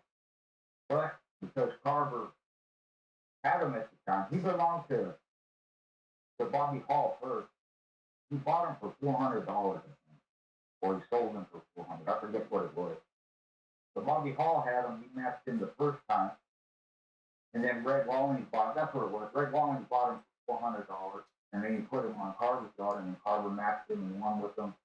And then matched him again against Benny Bob and lost. And Bobby Hall also matched Eli Jr. Either both times or at least one of the times. I think the first time was Douglas Knight Rider. First time Douglas Knight Rider matched him and won with him. And Bobby Hall had him. He didn't know him. He was just conditioned to handle him. But he talked about the injury he had to his foot. He never could condition him all the way. He would swim him and take him to his beach because the foot never healed properly. And then he won with him. And then Eli Jr. got stolen. I forget the circumstance, but he got returned. You know, Eli got stolen. He was never returned. But Eli Jr. got stolen, and he was returned. And then, of course, you know, their production is just a matter of what you like. But as far as popularity and putting dogs, having dogs in more hands at the time and after, you know, for several years, BULLYSON holds that, you know, title kind of. But again, the insider people kind of felt that Eli Jr. was a better dog. You know. Well, based on production-wise, even though BULLYSON did produce some good ones, what do you think about the Eli Jr. line, though? Eli Jr. line did a lot of great production now.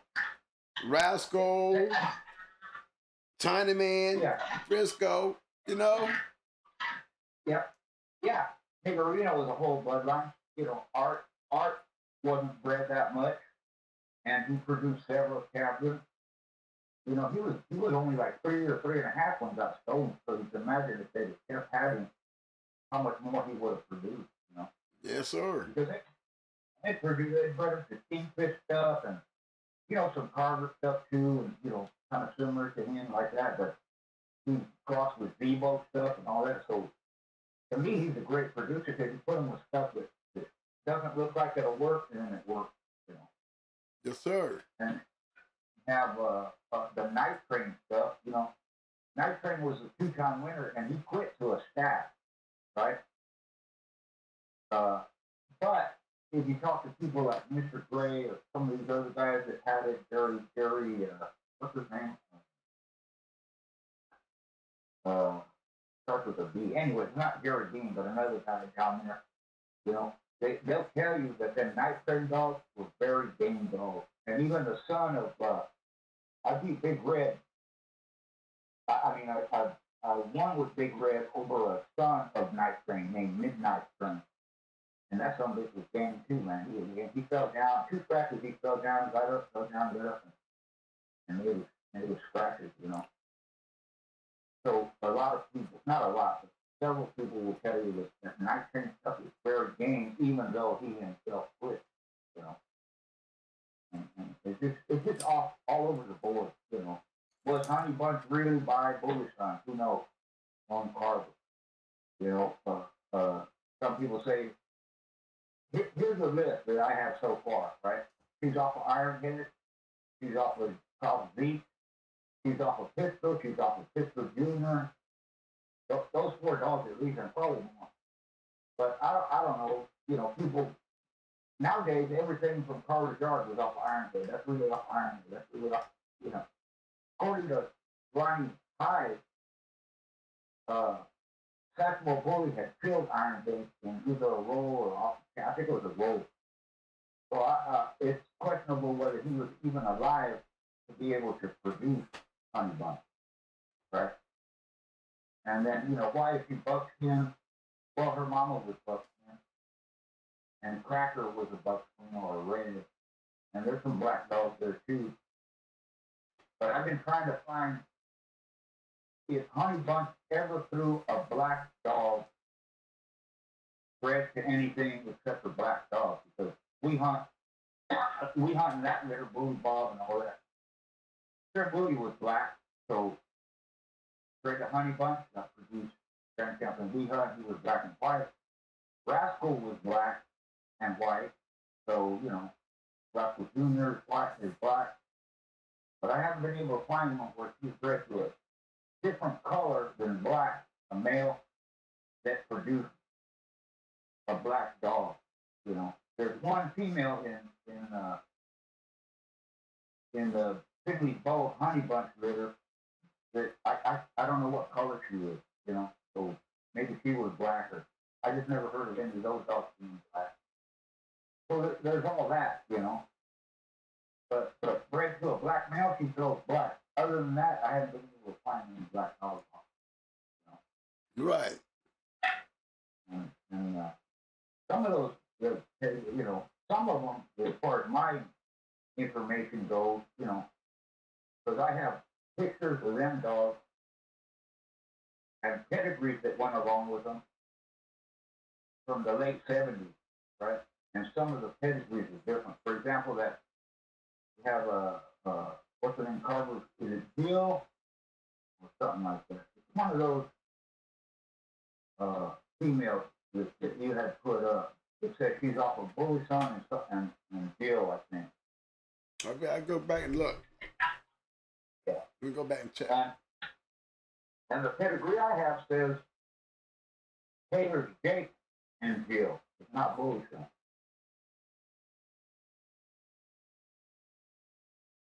Okay, I'm going out here and see if I can find it.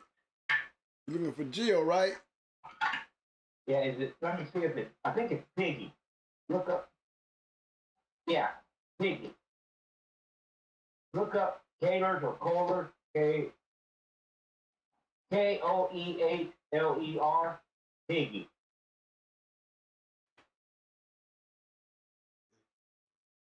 It's Kohler. Let's see if she's eliminated. Let me check right quick.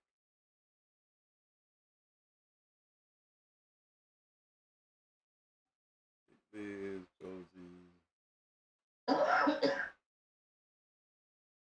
Jeff. Ain't that one. I'm searching. Hold on. I'm just scanning through. It's Jake and Scooter.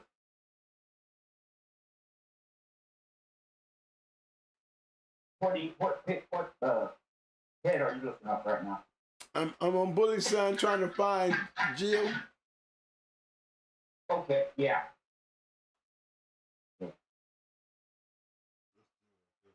Right. Fine. Look at BULLYSON, the Piggy. See if you can find that one. Okay, I got David's Piggy here. BULLYSON the Gio produced Piggy. Let me see if that's the same Gio. Right. BULLYSON the Gio produced Piggy, right? Yeah, but this Gio's off of Diamond and Carver's Polly. Right. But if you look up that Piggy came from Jake Taylor, right? Or Kohler. If you look up Kohler's Piggy, it has a different pedigree.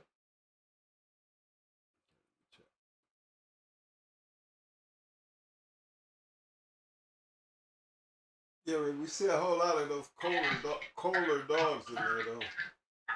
Yeah. Yeah, he don't get no credit either. Carver eats a lot of good stuff. Let's see, everybody but the Gio.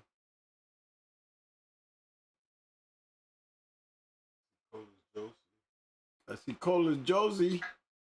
But that ain't it. No, that's not it. Can you look up? Let's see.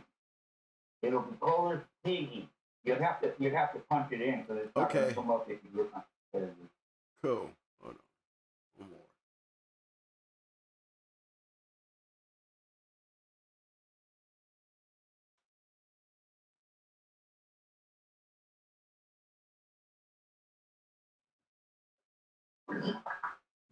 You see it anywhere in there, Mike? Yeah, I'm gonna go grab Kohler and shit right quick. I can tell him up, and I'm gonna go do a search. He said Kohler's Jill, right? You know how to spell it? Kohler? Yeah, I'm gonna go rob it. Where's that? Where's she at? I'm trying to find that Kohler guy again. We've seen him before. Right there. Josie, where's she at? K-O-E-H-L. Where's that, Mike? Just point to it. Piggy. See Kohler's.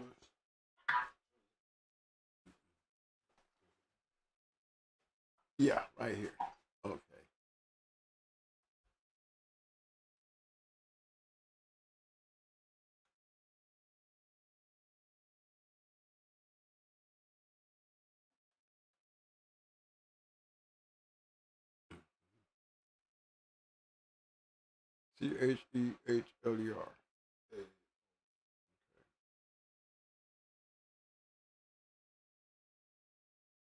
Chehler. K-O-E.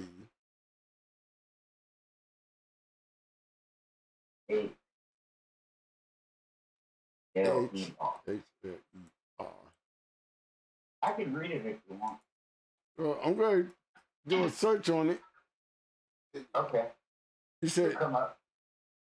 you want me to look at Kohler's Piggy, right? Yeah. Kohler's Piggy.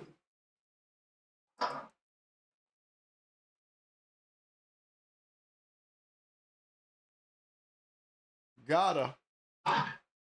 Nothing? Yeah, I got her. Uh-huh. She's out. What does it say? Says this bitch was bred by David Kohler of Texas. Maurice Carver got the bitch from him at over 2 years of age and sold her to Baker Davis. With the pedigree showing she's off of BULLYSON out of Carver's jail. This was a well-known bitch in Texas and produced some very good dogs wherever she went. Right. So that pedigree looking at is off of Jake and Scooter, right? But Yeah. the other one, in most of them, it says BULLYSON and Jill or something. Oh. So that's one, at least, going back, 50 years, from my knowledge, that was, different. Was not what was later put down,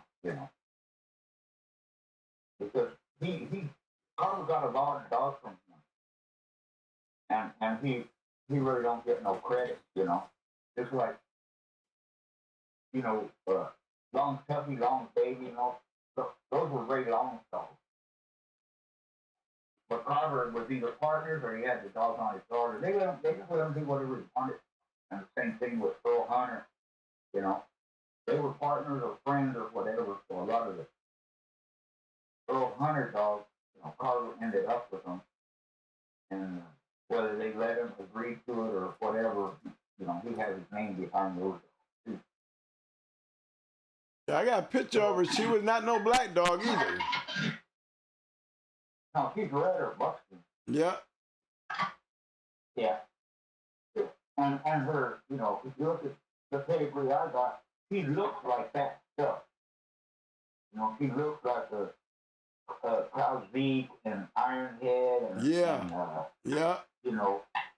Zampanato, Dibo, Black Widow stuff, that kind of stuff,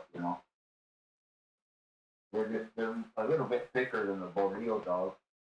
But they kind of have a lot of those markings, and that's why people think Honey Bunch is not off of BULLYSON, because he's not built like a BULLYSON dog. He has the markings of Ed Crenshaw stuff or Taylor stuff, Mm-hmm. like that. But she does have that black ring around her tail, you know. So, I mean, who knows? There's more controversy with BULLYSON, right? But still, he produced a lot of good dogs, you know. Right. And most of that stuff didn't come out later. It was towards the end of his life where all of these breedings, you know, starting with probably Art and Missy, where they're questionable, you know. They didn't really produce that many breeds. But the earlier ones, nobody questioned those.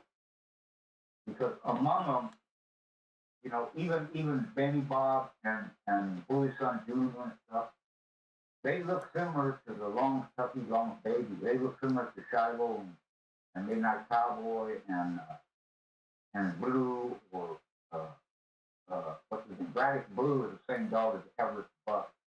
Mm-hmm. Right. And Buck, supposedly he won 8 and lost 2. Right? Right. And he has those 2 different names because he has 2 different owners.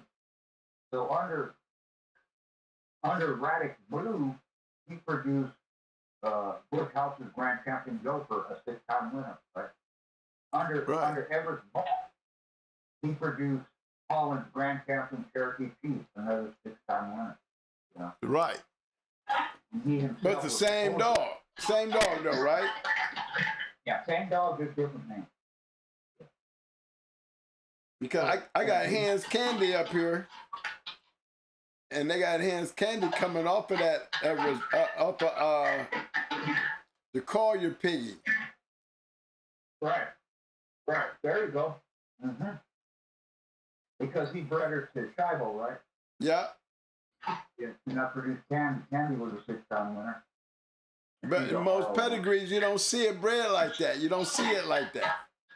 No, you don't. But like I said, that was later. Nobody back then had it that way, you know, off of BULLYSON. That came later. I don't know who did that, or somebody heard a story or whatever, or, you know. But at the time, Piggy is off of Jake and Scooter, not BULLYSON. You know. See, that's a good one you brought up, because if we go back to BULLYSON and pull it out, we're going to see something totally different. Mm-hmm. Yeah, right. That's what I'm saying. I don't know when that started, but, you know, like I said, my stuff at least goes back to late 70s, which is about 4 years after BULLYSON died, you know. And it was sometime after that, in the 80s, if I'm not mistaken, is when the, you know, BULLYSON and Jill breeding came up, you know. It's kind of like so they said BULLYSON and Jill produced Piggy. Right. Yeah. That was later.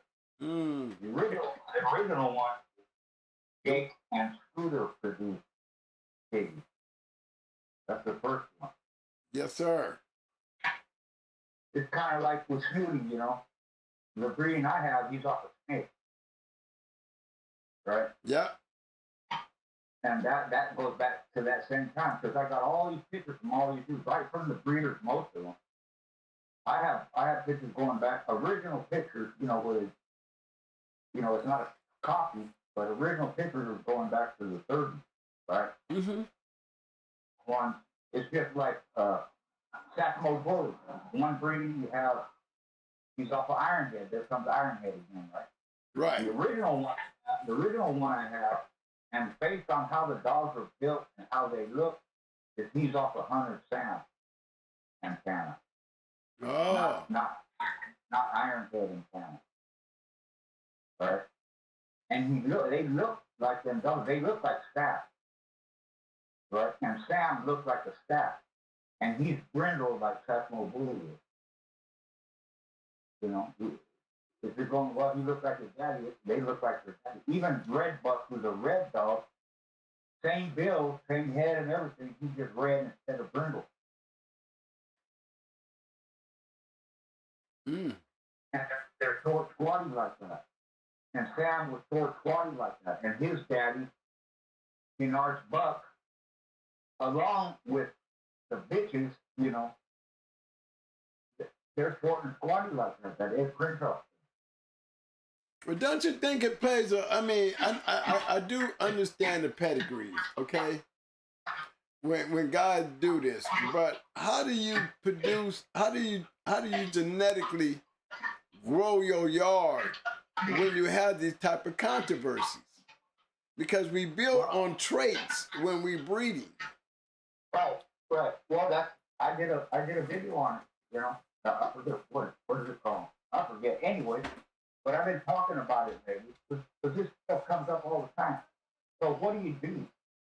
And the key point is, this is what's stuck in people's heads. Carter says, I'm going to give you the tape, but not the recipe, right? Right. And what I learned and what I say is, I don't need that recipe. If you know how to breed dogs, you don't need it. Because you said the key word, trait. That's what you follow, the trait. You base it on the dog in front of you, individuals first, and the traits they possess, and you breed the dogs with the traits you like, and if they produce those traits, you continue with that. It don't matter what the fuck it says behind it. That's right. That's true. Because, again, I'm not just saying that because, you know, there's all this shit going on, but that's the history of the breed. There's so many unknowns and fake and this and that, going back to the beginning when they first imported the dogs. A lot of them don't have no pedigree. Now, whether they lied about it, whether they were illiterate and could have write a pedigree, or they just didn't want you to know. Them guys in the UK, they didn't send dogs with pedigree. So that's why very few of them have pedigree. That's why Charlie Lloyd's Pilot is so popular, because at least he has part of the pedigree, you know. And he was a main stud dog, and so was Champion Patty, Lloyd Champion Patty. They have part of the pedigree, but you go back a couple of generations, none of them dogs got nothing. And some of them, right from the gate, don't have no pedigree. So that's been done forever. Well, how did they breed good dogs? By what you say all the time. Competition. Follow the competition. Those are the dogs that were used for breeding. A breeder recognizes the traits, he chooses the ones he likes, he breeds those dogs. If they produce them, he continues forward. If they don't, he calls it out of the program.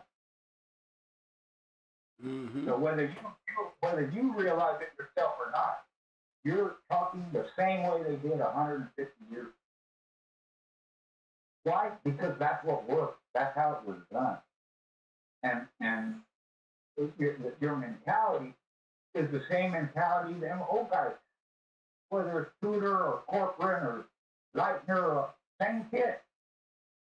They match dogs. Right. Thank you. We're not talking about breeders. We're talking about guys matching dogs. Right. But the breeding goes right along with that. True. You can't have no breeding if you have no formula. Mm. So when you have a pedigree, unknown pedigree, what's the formula? The trait. Individual dogs and the trait. That's it. That's all you can go by, because you don't know. That's true. So it worked, yeah, since 1810 or whatever, when, you know, like that. You know, the first recorded match, you know, in a newspaper or a periodical or whatever, was in 1850 something. That's how far back recording matches go. So the breed could have been here 100 years before that, but it was at least here since 1810. You know, right after the Civil War, or during it, you know. You know, that was in 30 years of the Civil War, 1810. So people were probably bringing dogs over before that. You follow the immigration of people, that's where you see the breed. So when the potato famine happened in Ireland, that's where a lot of the Irish dogs started coming over. A lot of the immigrants came over here. Where are they going to bring their dogs with? The English and the Welsh and the Scottish, you know, they started coming in before the Revolutionary War. So you know, they're going to bring their dogs with them. They brought everything else. Why not a fighting dog too? They had it, right? They didn't keep no records. And people criticize, well, why didn't they keep records? because printing was very expensive. So nobody kept no records unless they wrote it down. But if you're illiterate, you can't write it down. You just know this dog produced that and that dog produced that and this and that. And then over time, you're going to forget. You can't remember 40 years later what dog you did. But that's why there isn't a lot of records. People look at it like, well, they're hiding something. That's why they didn't keep records. No, it was expensive. Most people couldn't afford it. That's why only certain books and certain periodicals were produced, because it took a lot of money to do it, and it took a lot of time. You know? So it's not anybody's fault. It's just that's the way things work. Now we look at the printing like that and shit, we just type it in. But back then, it probably took them, you know, a week to print a newspaper, right? Or at least a couple of days, you know, depending on when it came out. Most newspapers back then didn't come out every day. You know, it was once a week or once a month, because it took so long to print. And it was expensive. You had to buy the machine, you have to buy the ink, you have to know how to do it. One guy in a town is the only guy who freaking does it, whether it's New York or you know, Tombstone or whatever. You know? And then as it progresses, you have more people doing it and some paper and all that. And then, you know, you have today, you just type in shit and print it up. Mr. Schoolboy, while I got you, the thing was, you know, as we looked over these dogs, the BULLYSONs and the ELI Jr. dogs, they kind of took a different direction. Do you think that was basically on how they was bred? Because it seemed like they got better dogs when you brought them both back together, don't you think? Yeah, you're right. You know, and that's just depending on who had them. And they preferred, you know, some preferred Eli Jr. better, some preferred BULLYSON better. But in most of the pedigree, if you look at, you know, the successful ones, they're going to be, let's say like this, they're going to be 3/4 BULLYSON, 1/4 Eli Jr. Or they're going to be 3/4 Eli Jr. and 1/4 BULLYSON. It's just basic line breeding. So depending on who likes what, you're going to be more heavier on the BULLYSON, or you're going to be more heavier on the Eli Jr. Right? Right. And they would go into each other. I mean, when Benny Clayton owned Eli Jr., he challenged BULLYSON. You know? They didn't care, man. They're going to fight whoever. Oh, you got my brother, you got my dog's brother, and you say he's better, let's fight him. So he put an ad out, you know, I'm healing from my foot. And it was like as if Eli Jr. was talking, you know, I'm healing up, I'm sorry, pup. But when I get my stuff together, you know, I'm challenging my brother BULLYSON, you know. And it never happened. Instead, it was Benny Bob and BULLYSON. But I don't hold too much against BULLYSON, because he had everything stacked against. And we talk about that too, you know. Have them fit, have them right, have them healthy, have them fed right, condition them properly. That way, and my thing about this is that way, if something goes south, my dog quits or whatever, it's not my fault. I can't say, well, I didn't feed him right. Well, I overworked him. Well, I didn't feed him right. Well, you know, he had worms or nothing like that. You have no excuses, but at the same time, you have no guilt. I didn't do shit wrong. He quit because he quit. But in BULLYSON's case, you can't say that. You know, everything that you can do wrong with a dog, they did it, including the weight. He was only a 49 or 50-pound dog, but they matched him at 53. And that was Benny Bob's natural weight. And after he beat BULLYSON, he went into Jimmy Group at 53 and lost in 2 hours and 5 minutes. You know? So probably on his best day, BULLYSON wasn't going to beat Benny Bob. He proved he could go distance. He was a wrecking machine. He proved he had heart. He proved that he, you know, and he was a bigger dog. Well, that's just dumb matchmaking right from the beginning. But not only that, now the dog's sick. He got a low blood count. He got stitches in his mouth. Everything against him. Of course, he's not going to win. Doesn't matter how bad he was, you know.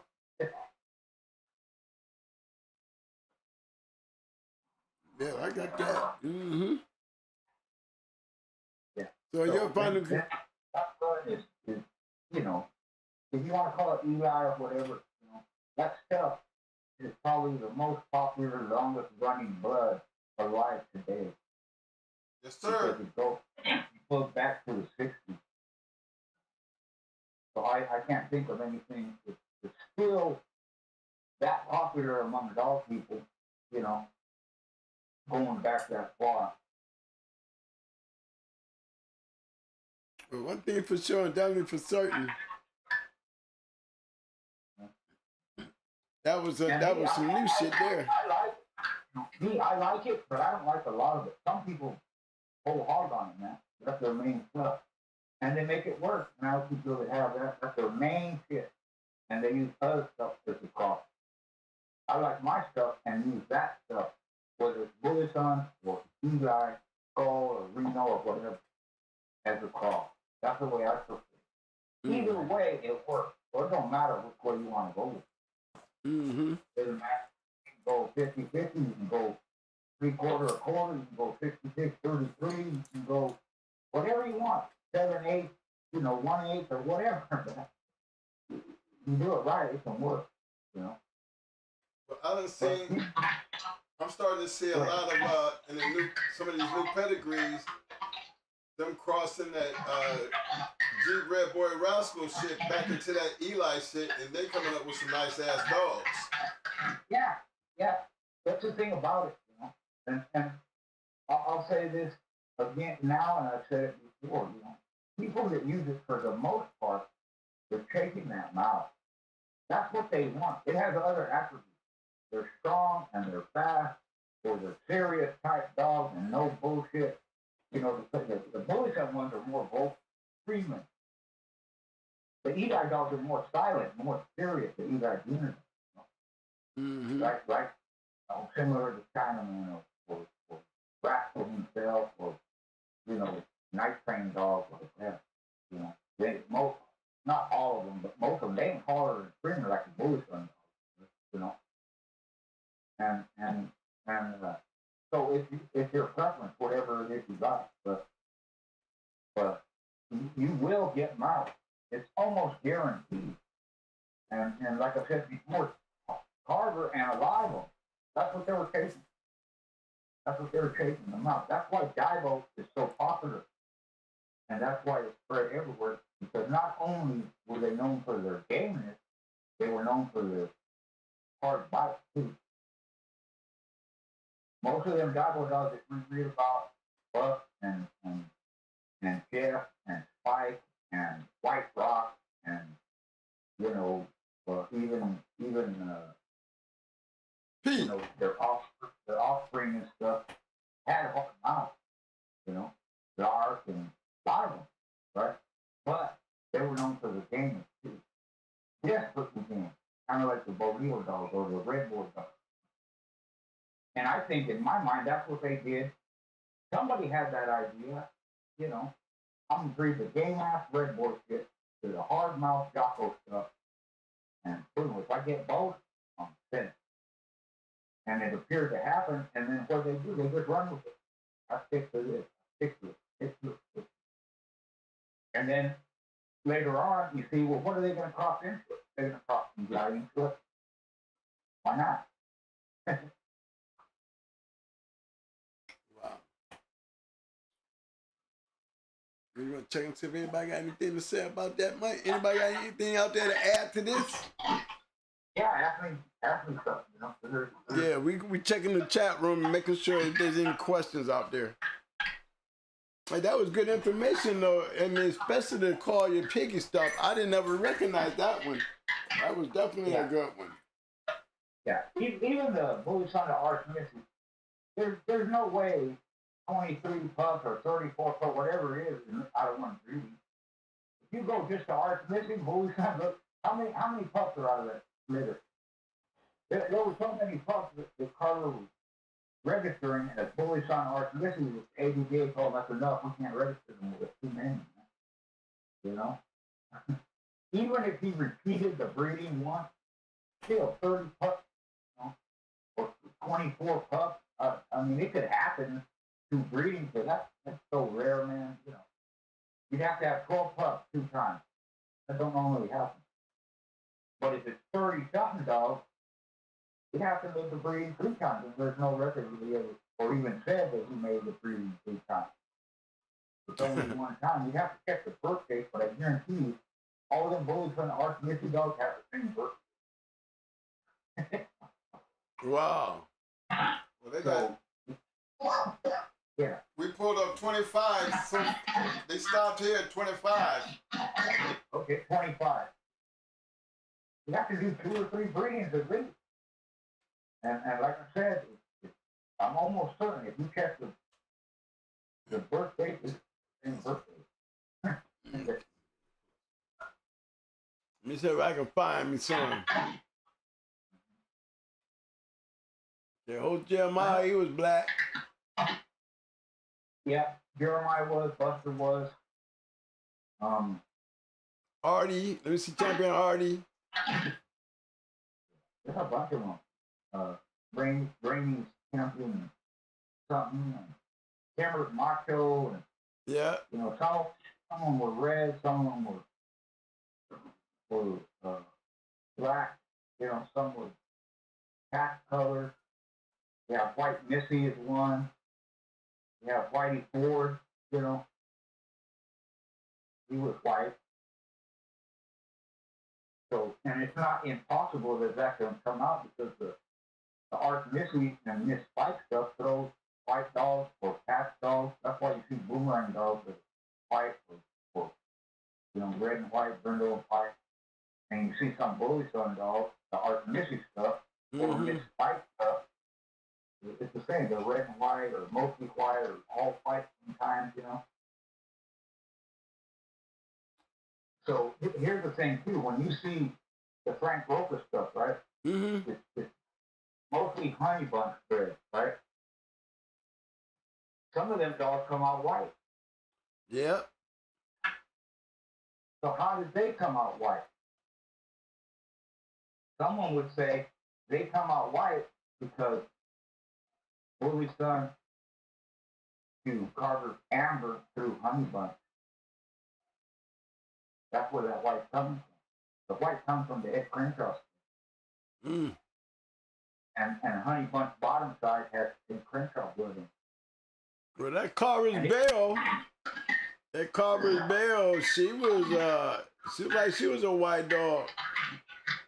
Well, she's red and white. She has a lot of white on her. She's red and white. Yeah, okay.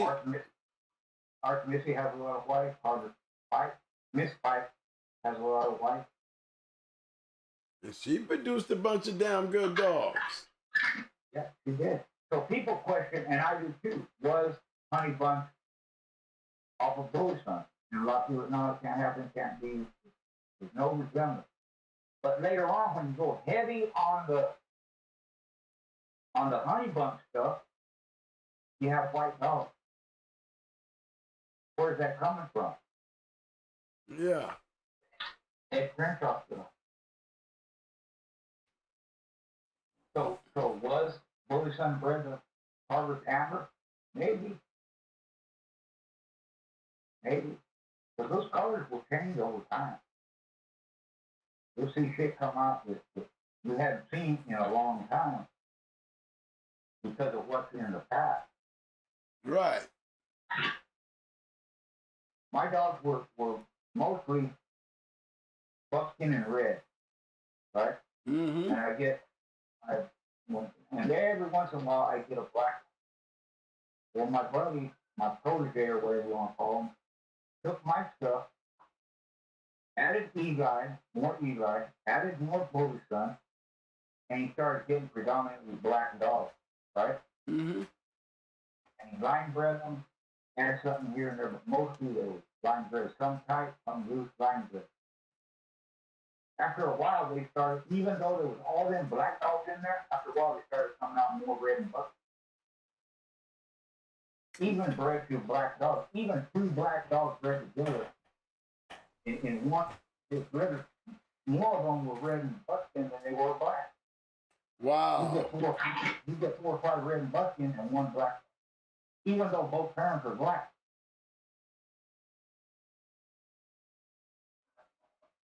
So, and people say, I don't think, man, who knows?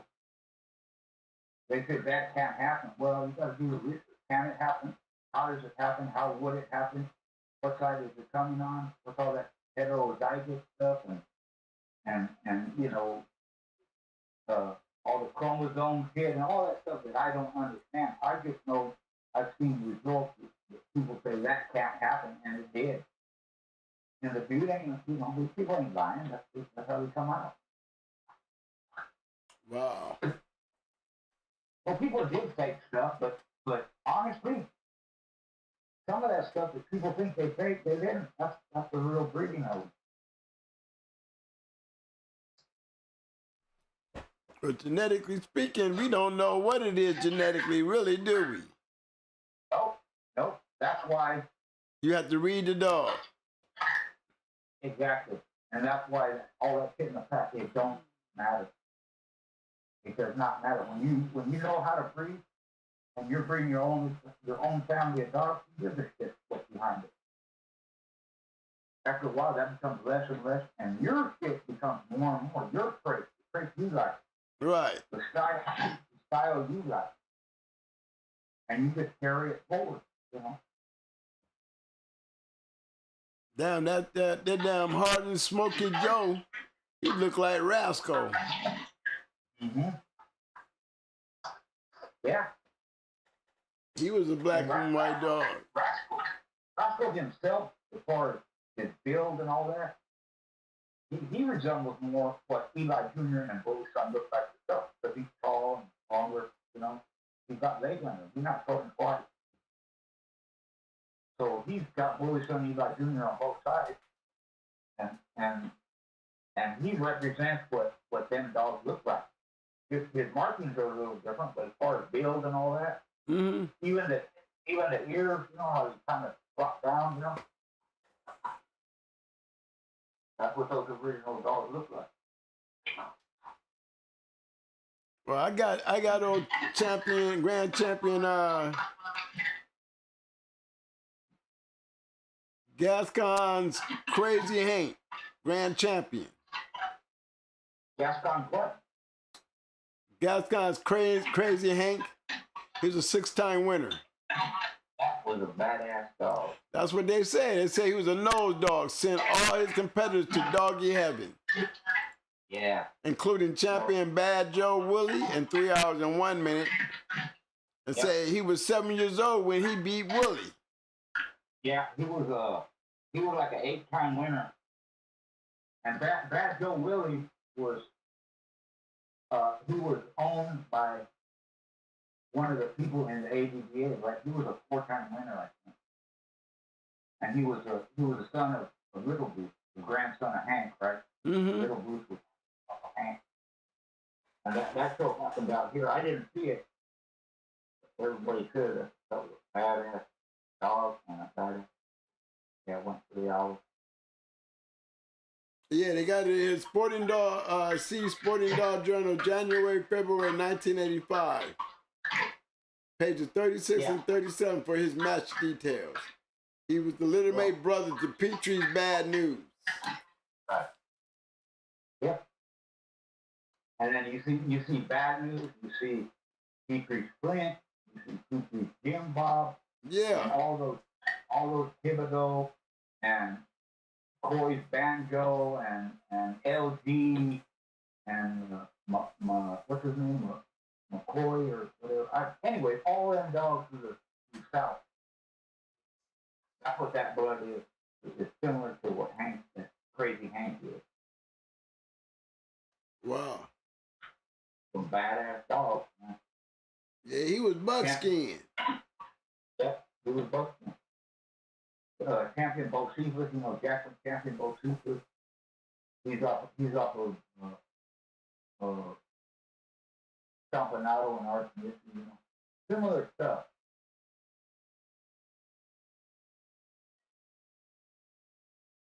See, bad news is Butcher Boy 2 and Carver's Bell. Right. And then Flint and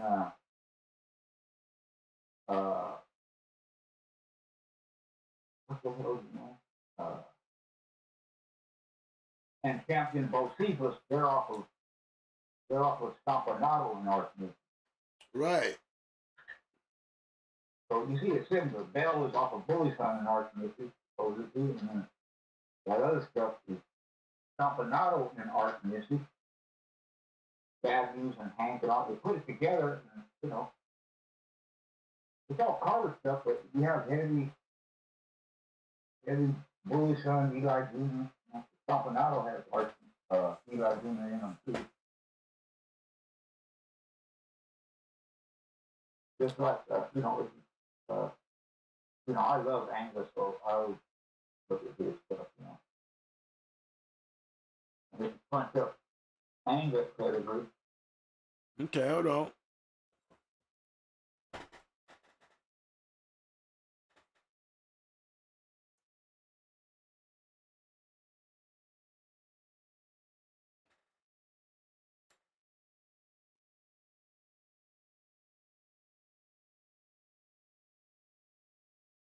I got 2 Angus here. Let's start with this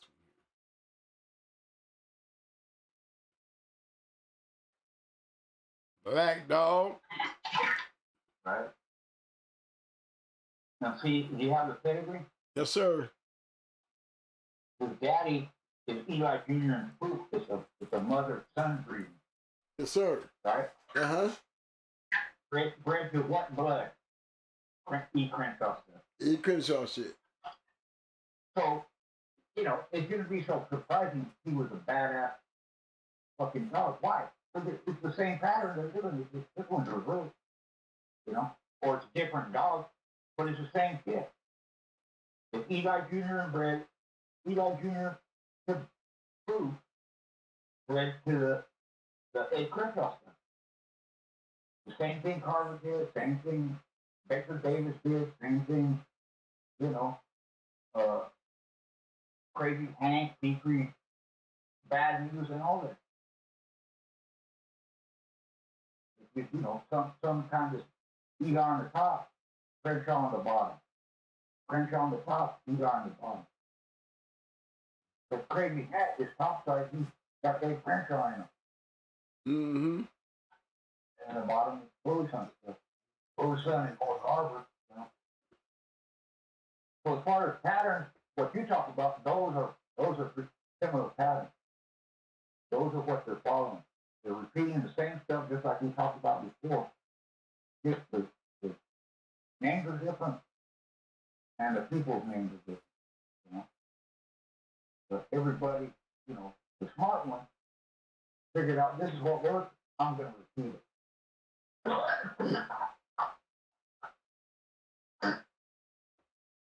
And if you use the right dog, it's going to work. But if you use the right dog, anything could work. It's going to work. Because it's based on the individual dog themselves.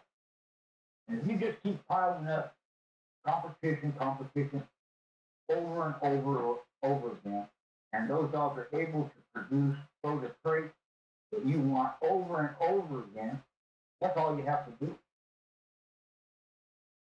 You could throw your pedigrees away. I'm not advising it. You could throw your pedigrees away and just breed your dog. You're going to get a good dog. But you need that pedigree at least for your own self to know what you did. Because, you're not going to remember now. You think you can remember 20 years from now, you ain't going to remember.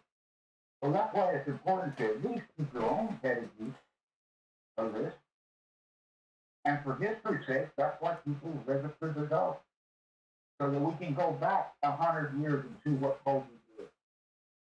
That's why it's important, or at least one of the reasons. I bet you, I know Angus had a mouth. And it's, you read his report, they say he was fast as a cat, lightning, got speed, overwhelmed the dog, It sounds like Red Ace trade on the money. Yeah, he didn't. He didn't have to go very long. Right. He Champion Freddie, that might have went an hour or close to it, or maybe over. He beat Champion Otis in 40-something minutes. He beat Bobby Love, Tiger, a 3-time winner. Smashed him. Yeah, he didn't. All them other ones. He has an impressive record. And again, you know, people say what they want because of Ruby and all that. You know, you and I both know it. Shit like that happens. Males will act that way. Big Red, he wouldn't hit a female if they were in heat and they turned on him, started biting him. He wouldn't do shit. He kind of like talked to him, hey, baby, let's do this. Hey, you know, stop, come on, let's make love, not war, like that. You know, because, you know, he wanted to breathe. So I wouldn't blame Angus for doing that. He had bred the Ruby before. You look at Angus, look at Red He wants to breathe. Right? Yes, sir. But you can't take him out of that situation and you get his mind right, start conditioning him. He's going to go back to being a bulldog. And if this is correct, after all that happened, the forfeit paid and all that, Ruby incident and all that, he still had another match after that. That's where he beat Love Tiger. Yeah. That match, according to his championship report, happened after the Chief Homer fight, after the Ruby incident, all that. That was his last match. But he was bred to Ruby. Right. So, you know, like I said, Couple litters. Yeah, couple of litters. But what I'm saying is that incident with Ruby, that didn't ruin him. Because he had another win after all that happened. It didn't change him when he put him in the box. It didn't break his spirit. It didn't make him any less of a badass. You know what I mean? Mm-hmm. You know, Mo always said that Grand Champion Ace, he think Grand Champion Ace was off of damn Angus. Because we knew they was all on Supernat's yard at the time. Well, he ain't the only one says that. He ain't. Right? And if you look at just the one trait, you know, that you talk about, that stifle, you know, Yeah. that came from Angus. Tell you. That's what he did. Had a whole line of that shit. Our line consisted of that shit. Look at them stifles on that bitch. Remember her ears, her head? That's why we always look at that. We always said, you know, it wasn't Charlie. We always looked at it as Ace. Would always put Angus in the place of the Charlie situation because of that trait. Back in, dog. She was definitely a champion beater, man. I'm trying to tell you. Yeah. And I would go with that, the trait, rather than what color they come out. Yep. That's what I would do. And that's kind of how I did. You know, I didn't care what color. And, you know, people say, well, that breeding should have threw red and white like Charlie. You know, not necessarily. But if you look at the trait, Angus, you know, he was known for doing that. I don't know if Charlie was, maybe he was. Deep go to the type of Cuba. But to have a mouth like that, you know, like Angus and Ace and you know, it's kind of like the Jocko stuff. That's one of the things that made people like it. They're stifle fighters. The Grand Champion Racehorse wasn't no hoe either. He was a stifle dog. He was a cycle dog. And so was Butch. What was he, like, Supernat, 7 times? yeah, 7-time winner, and then that Butch dog off of Champion Butch. That 4-time winner, he was a stifle dog. Now, Butch won 4 and off 1 gap, like that. And Jocko was a stifle dog. His daddy.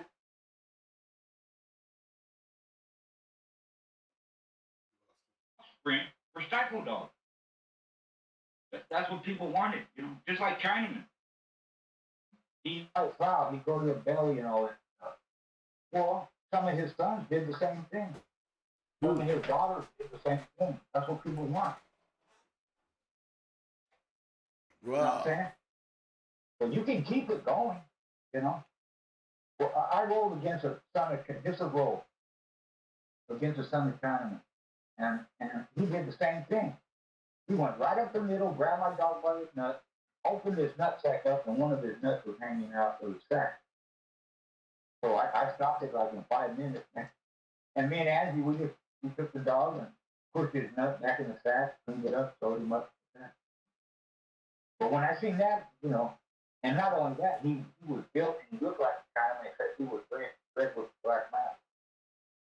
So shit, the color didn't matter. He looked just like his daddy, you know. The guy never did that. But this is pet. Really, he just wanted to, you know, see if he was doing it. Well, he did just like his daddy did. And Yeah. that's what people. That's what they want, you know. That's what they would, you know. Like you guys, man, where's the discipleship? You guys know it's coming from hunger. Even though it's got all this Mayday and yellows on and all that stuff. Discipleship comes from anger. I'm trying to tell you. Especially when it was so strong in our line of dogs. It was a major factor in our line of dogs. Exactly. And it don't have to be, you know, it don't have to be heavy, this or that. No, it's a trait that you keep in the dog. You could only, it may be only a quarter of anger. It may be only a quarter of bullyson. It may only be a quarter of jockey. But if you continue forward with that trait can be dominant, even though the particular individual is way back there. Yes, sir. That's how breeding works. It don't have to be up close. You don't have to have deep 80 times in your pedigree to retain deep traits. That's what people get it twisted, man. Now they have all these inbred pieces of shit that don't do nothing, won't even start. And they breed them white because deep in there 80 times. You didn't have to do that. And you lose performance. And you lose games. And you lose, you know, trade drive and durability and constitution and all that shit I talk about all the time. Yo, one thing for damn sure, Engels was a champion beater. Yeah. He beat, you know, his record is probably not on there. Maybe it is. Yeah, so I got it up here. I don't have the times, but yeah, he beat Otis and he beat Freddie. Okay. I'll give you his record. He beat one-time winner, right? Yep. Two-time winners, 2 4-time winners, and a 3-time winner. Wow. All his opponents are winners, and 3 of them were champions. He beat Captain Freddie, which was Ozzie Stevens Homer's brother. Mm-hmm. He beat Crenshaw champion Otis, and he beat Love's Tiger.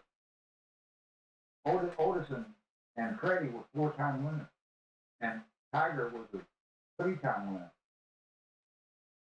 And he just. And Tiger is a match that he had after the Ruby incident, after he quote unquote quit to Ruby. So what I'm saying, you and I know that the males will act that way about females. Yes. They won't fight it back if they're beat, especially if they've done it before. Yep. But because he came out again, according to the record, unless they fudge the dates and all that, according to the record, when he came out again, all that quitting and all that Ruby and all that didn't matter. He smashed Tiger. Like he smashed all the other dogs he was on. The other dogs he was in front of, you know? Maybe he would have done that. Who knows? Maybe this and that, but, you know. Speculation is one thing. You have to look at the dog's record. That's why Angus is one of my favorites, and he was way back in the day. And also the bottom side, that's California bird. Steinberg and all that. Look at what Rogers. California bird. I have a sentimental connection to that, you know. But it's just repeating patterns, you know, that work. But you got to base it on the traits of the dog and the quality of the individual and their ability to produce. I'm telling you, you'll have better success doing that than just looking at pedigree or skipping generations and all that stuff. You know, I'm not saying all that works. Everything works. But, you know, where do you get the higher percentages from? Where do you get the most competition dogs, you know, from competition dogs. And from competition dogs that are able to produce the traits that you like.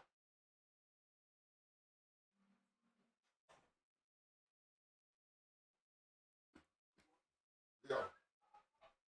So, you know, and you know, you mentioned something earlier. I don't know why BULLYSON's not on the ROM list. The only thing I'll speculate is when we talk about the ROM list, it's the Sporting Dog Journal. It's his rules, how he does it, right? Yeah. And a lot of those dogs, even like Rascal Jr., he's a 3-time winner, but he's not a Sporting Dog Journal champion because you had to report your matches in the Sporting Dog Journal. And not only that, you had to submit the information to Jack Kelly for him to register him as a Sporting Dog Journal champion. That's true. So a lot of them, they you know, they're not registered as champions because the people didn't follow up and send him the information. Yep. So they're recognized as champions. Because Chicago and Midnight Cowboy in the Big Dog report they're champions, and Jack Kelly knew they were champions, and he allowed them to be advertised as champions, but they might not be Sporting Dog Journal champions because the people didn't, you know, Baker Davis didn't submit the information. It was a process, you know. But if you didn't follow through, you couldn't include it, you know. Mm-hmm. But after your dog made champion, if it went on to become a grand champion, he would just send you the certificate. You didn't have to submit anything else because he was already registered as champion. And if you reported 2 more matches that he won, he would say, okay, grand champion, and then send you. Yeah. And then also he tried to help out a little bit by having that vintage section where you could put an old match, you know, that wasn't reported and then submit it. You would put it in the vintage section, and then that could go to your championship. Some of that thing, you know. But it's all based on that. People say ROM. What records do you have that are called ROM? You know? What records do you have later on? I only take credibility or use the credibility for when Jack Kelly had the Sporting Dog Journal because I don't know what happened after that, you know. But you know, if they kept records and kept it going, that's good. Great. But without the Sporting Dog Journal and our own M-Dog is just speculative unless you have the records, complete records, to show somebody that, hey, this dog won, and this is who he beat, and this was the referee, and this was the weight, and all this. Now they had grand champion Ace on one of the cover journals back in the day. And he looked just like Angus. Yeah. There was no resemblance of Charlie in there nowhere. Right. And then some of those dogs, like Ace and he was a champion beater. Yeah, he was. Yeah, he beat Champion Rocky off the beat in this race. But that brindle comes up, that's you know, brindle comes from red and brown and something else, you know, black or something like that. Right. So some of them dogs off of Angus, down from Angus, that's why they're brindle. And Ace was like a black brindle. Yep. He was dark, you know. Our dog was she was red Ace. She was a red brindle. Yeah, right. So even the brindle varies in shade, you know. There's 2 dogs from that long, you know, the salmon canna breeding, Satmo Bully and Satmo. A lot of people don't know that they were brothers, and I have pictures of both of them. One of them, I forget what, I have to look it up. But one of them was dark, the other was light. And the one that survived, whether it was Satmo Bully or Satmo, I forget which one again. The reason there's only one later on is because Red Buck And Satchmo Bully or Satchmo was matched down in Mexico. Red Buck won, they were brothers. Satchmo Bully or Satchmo lost, and he died. So that's why there's only one brother after that. But there was two of them. Had that name, Satchmo. One was Satchmo, the other was Satchmo Bully. One of them died, so you don't see him in the pedigree. But they're two different dogs because I got pictures of them. And they look similar, except one's a dark brindle, one's a light one. So that brindle comes in all different. You can get yellow brindle, red brindle, black brindle, brownish brindle, buckskinish brindle, you know. It's a pattern. If you look brindle up, it'll tell you how you did it. That's why it varies in shade. Spider. I just put up Tandri Spider's pedigree. She was a brindle bitch. Like Ace. Heavy hatred. Yeah. And that's old Kobe Lightning. Yes, sir. And I told you, my boy James Paul, I'm telling you, man, yeah. Atlas and them did not fuck with that dude, man. His dogs was killers. Yeah.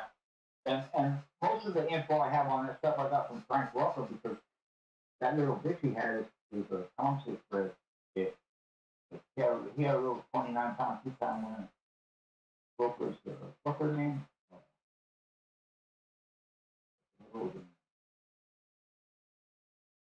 Cherry Bomb. Oh yeah, Cherry Bomb. Yeah, I remember Cherry Bomb.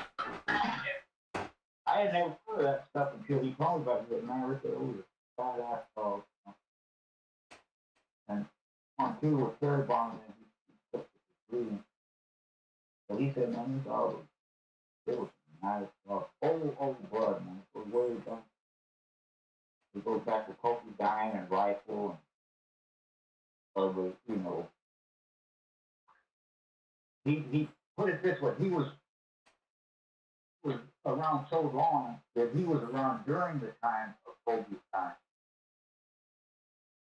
That's how long he had been breeding dogs.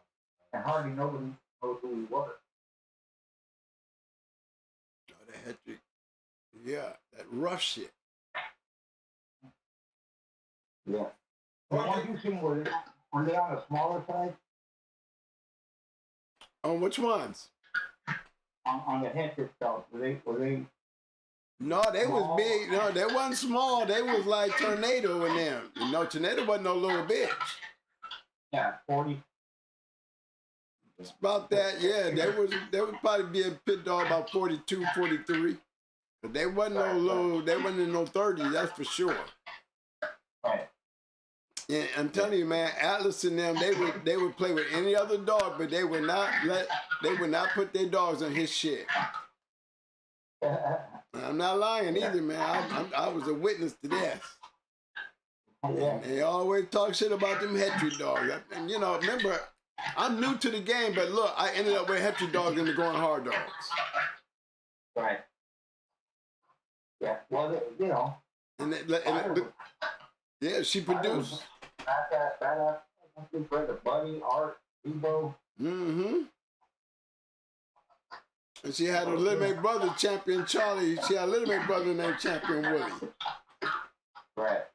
Up with Zebo and Spider. And he was a bad, rough motherfucker. He was pretty rough. Yeah. Yeah. He produced Champion Kate, Champion Queen. You know, Champion Willie. That Willie was a killer, dude. I'm telling you. That's the one I said before. The Davis went into Cajun country for Church Point Cajun. They went into Willie twice. And they put a statement out. He goes, if I had a 48-pound dog and I had to go into Willie again, I'd change his name to 46. Yeah, he was a head. He was a Hetry dog. You're right. Yep. Yeah. Cross with Zebo. Yeah, he was really on. Yeah. He was on the Zebo. You know, just like Just like people say people didn't produce. You got a list, man. That's the record. Man. There's so many dog offers that people use. And some of them were, you know, some of them unknown shit. You didn't find out later because they were off the people. The dog just lost his Jeep in 2 hours and 5 minutes for Jeep. Third win was a son of people. He was a 3-time winner. Billy Steph had a yard of them. Jimmy Fields used, you know, Matt, what's his name? Matt used it. TJ used the bird. Boca used the bird. Adams used the bird. Bobby Love used the bird. Yeah, they did. Yes, they did. Talking about some top guys. Why would they be using it if you couldn't produce?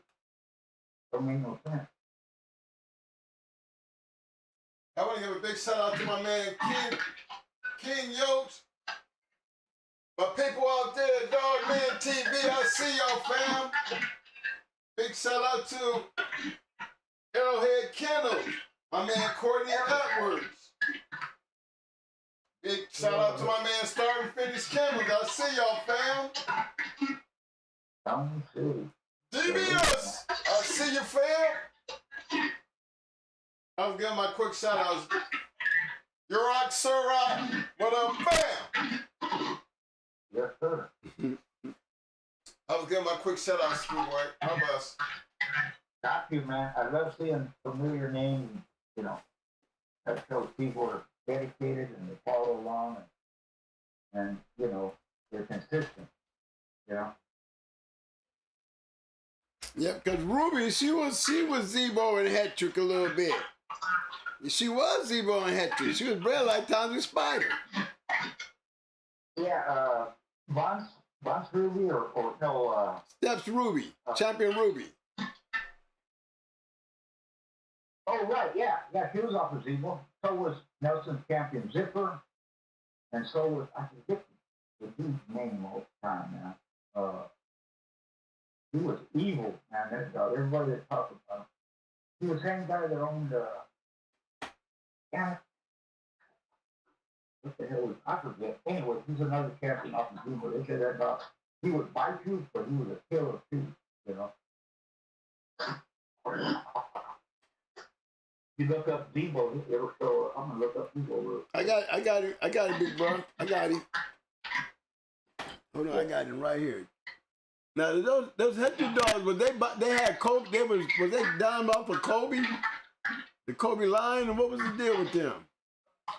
Yeah, the Hetrick stuff. Yeah, but I know there was a story about them boys. They was like nobody liked playing with them back in the day. Yeah. They yeah, damn near shut down because they couldn't get matches. Yeah, he's kind of unknown, but he had, you know, like I said, he goes back so far. He was alive and breeding dogs when Kobe's dime was around. Yeah. I don't know what year. It was like the 50s or 40s or something. He went way back. And most people don't know. You know, it's the same recipe again. It's Kobe Lightner, Kobe Lightner, Kobe Lightner, Kobe shit all over. That's what Ed Crenshaw stuff is. It's Kobe Lightner. It's a different dog, different name, but the same crop. Okay, I got Zebo up. Yeah. So you see, Trap Champion, Trap, and Diamond Jim, that's the dog name. Stitches Diamond Jim.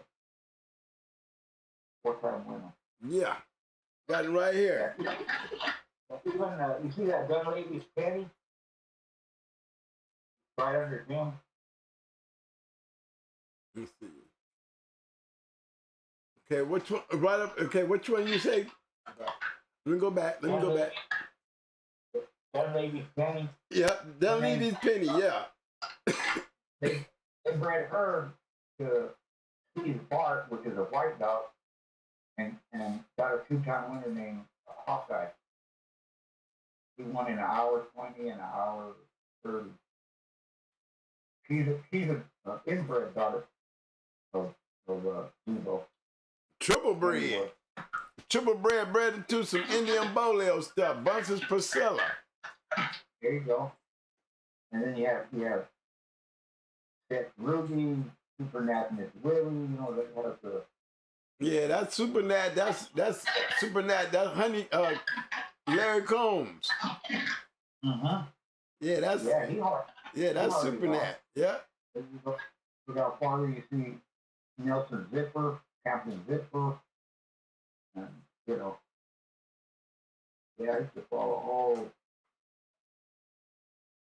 all them dudes, man. Hey, have you found a match yet the Super Nat lost? Yeah. Yeah, you need to give me that, cause but Yeah, it just, you're right. It just didn't happen too often, you know. right. Mm-hmm. You know, sometimes he win 2 or 3 on the same night, you know. He lost with Butch, didn't he? No, Butch didn't lose nothing. He did. Hey, didn't Butch lose one? Champion Butch. Yeah, he won 4 and lost 1. Yeah. But you know, oh yeah, Shane Gann, champion Alvarito. That's another one. Champion Black Monday. That was the court, I don't know. But yeah, Butch lost. It just he didn't. That's why your memory is the way it is. You can't remember him losing because he didn't lose that much. Right. There was 1 or 2 here and there, you know, but not very often, man. You know, I noticed it because I was looking, you know, I go back and read those $14 journals there, and it surprised me. I go, oh, Super Nat lost, and this was like in the 90s or something, you know. Mm-hmm. Oh, he finally lost 1. I would love to see that match there. They got him in here as a 4-time winner. They ain't got the loss in there, but I'd like to see that one because that one I would like to see because that would be the one. Yeah, that would be one. Yeah. One. And it was a pretty good one.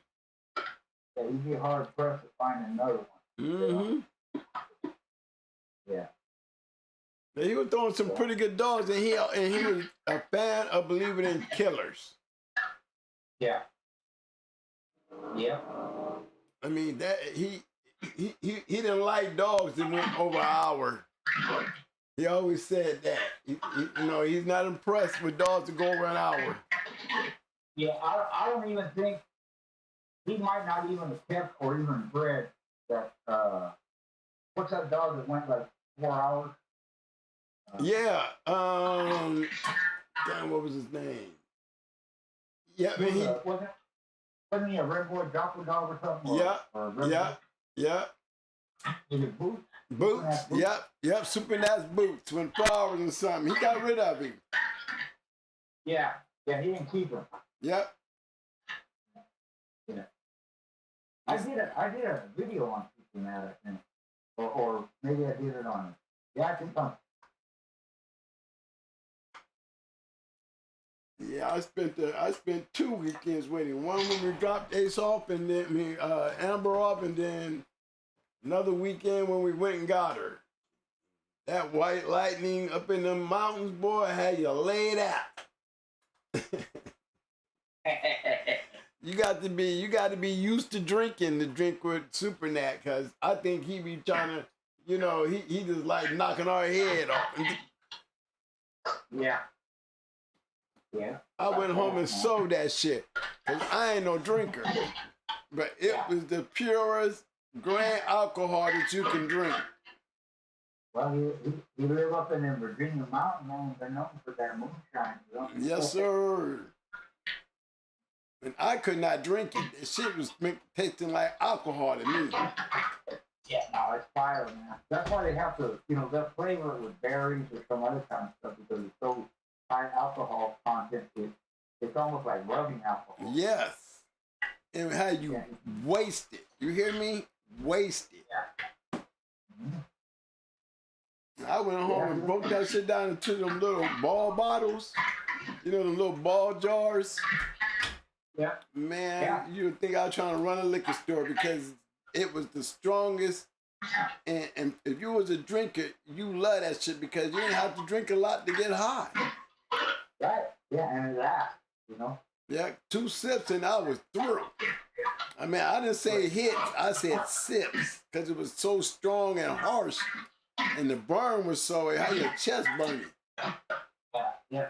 if you ain't used to it, you be taking your clothes off and running down the street. Oh, who you telling?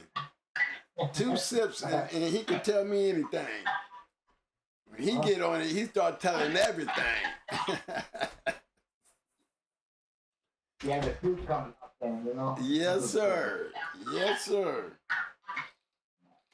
Yes, sir. But, hey, Schoolboy, I really appreciate you stopping in, bringing some more insight. It's very important when you do that because, see, you open up a lot of doors and things that I couldn't have opened. Brought a lot of stuff to light, too. Well, you're welcome, brother. I appreciate being on the show. I'm going to head out now. I got a couple things before I go to bed. I got to do a video for tomorrow. But, you know, I just want to, like I said, I have a love-hate relationship with ELI dogs, man. And I just wanted to get on with a little history and a little info, you know. Mm-hmm. But thanks for having me on, brother. I just got one question before you go. Yep. On the poll, which one is your pick? BULLYSON? BULLYSON. Okay. Because that's I had not the Eli Jr. stuff. Most of the stuff I've seen was I went into it, you know, like the Niggerino dogs, the night train stuff, you know. But like I said, it's just preference. And mine, a lot of times, it's not even based on stats or anything like that. It's just sentimental shit, you know. Mm-hmm. And I went into a lot of the Stomper stuff and, you know, some Midnight Cowboy stuff. I've seen a lot of it in Mexico, you know. Because they got a whole different, not a whole different, but they got the same shit, just different dogs. But it's the same stuff. It's littermate to the dogs up here or offspring from the dogs up here. Whether it's Stomper, Midnight Cowboy, BULLYSON, Eli Jr., you know, it's permeated down there. They were doing the same thing for the same reason as the people were up here. They were just doing it in Mexico. Like I said, I saw 2 dogs on the same card, one in 17 minutes, the other one in 20 minutes.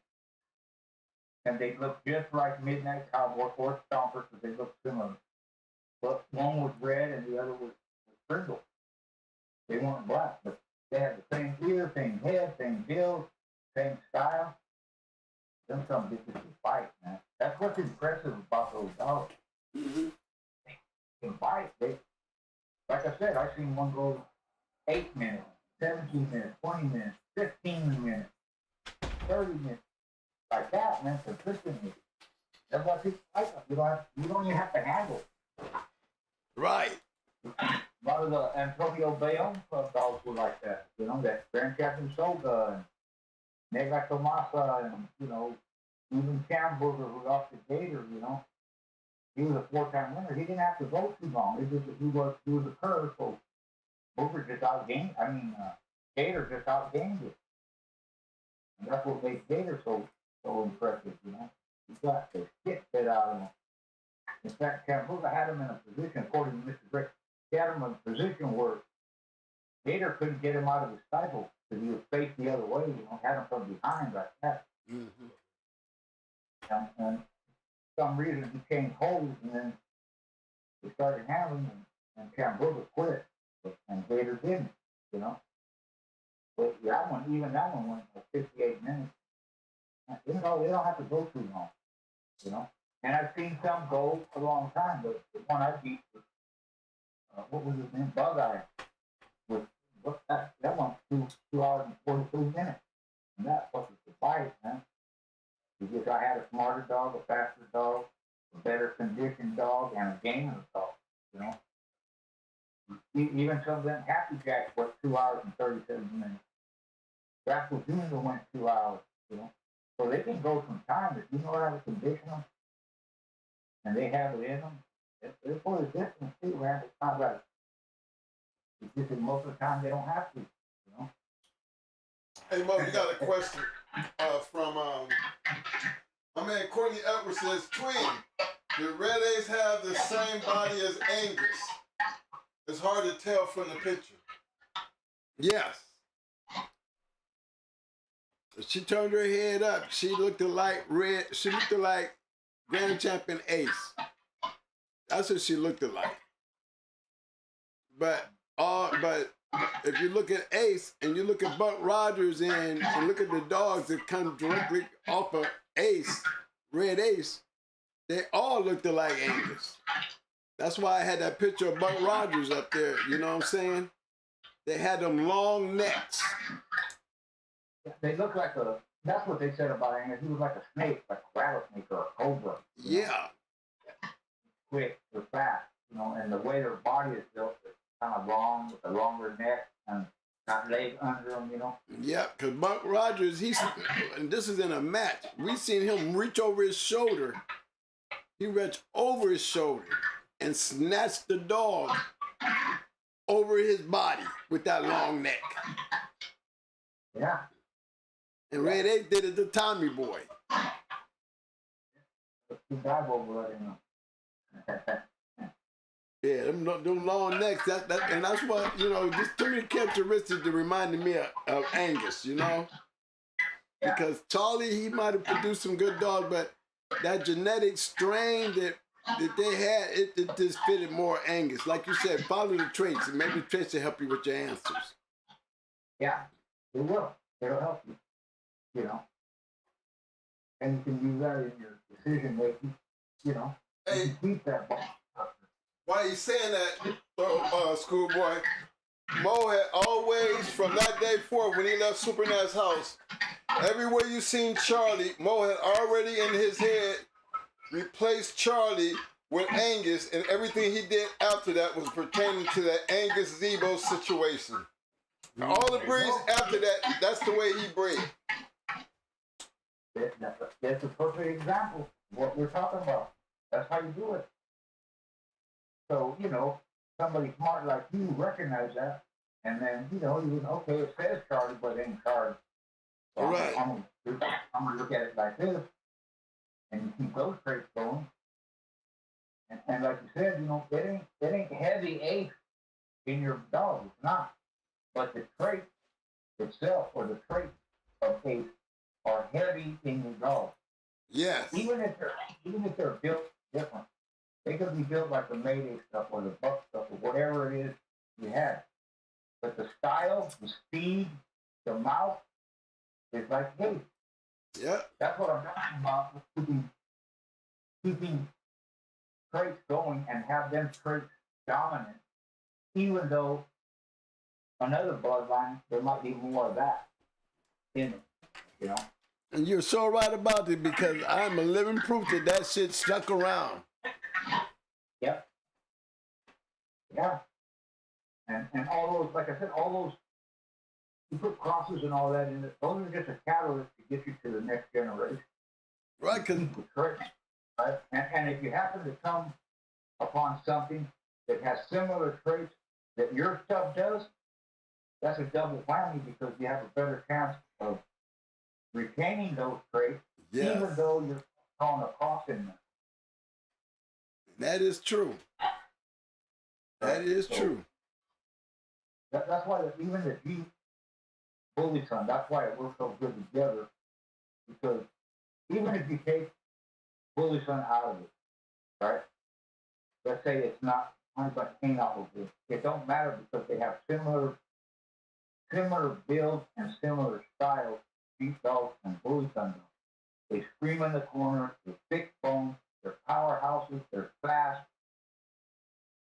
The BULLYSON just gives you more mouth. The beat just gives you more game. But their style, rough, shoulder, chest, sides of the throat, like that, they do the same thing.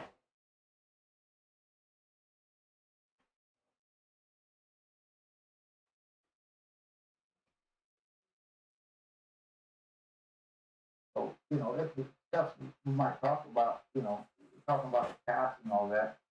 How do you use it today? Well, whatever you do yourself, or hunting, legal sport, whatever, that's how you capture the traits and keep them going and pass them on. The same method, same technique.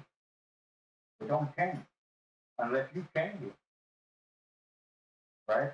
Yeah. And it's kind of like I mentioned my buddy in Wisconsin.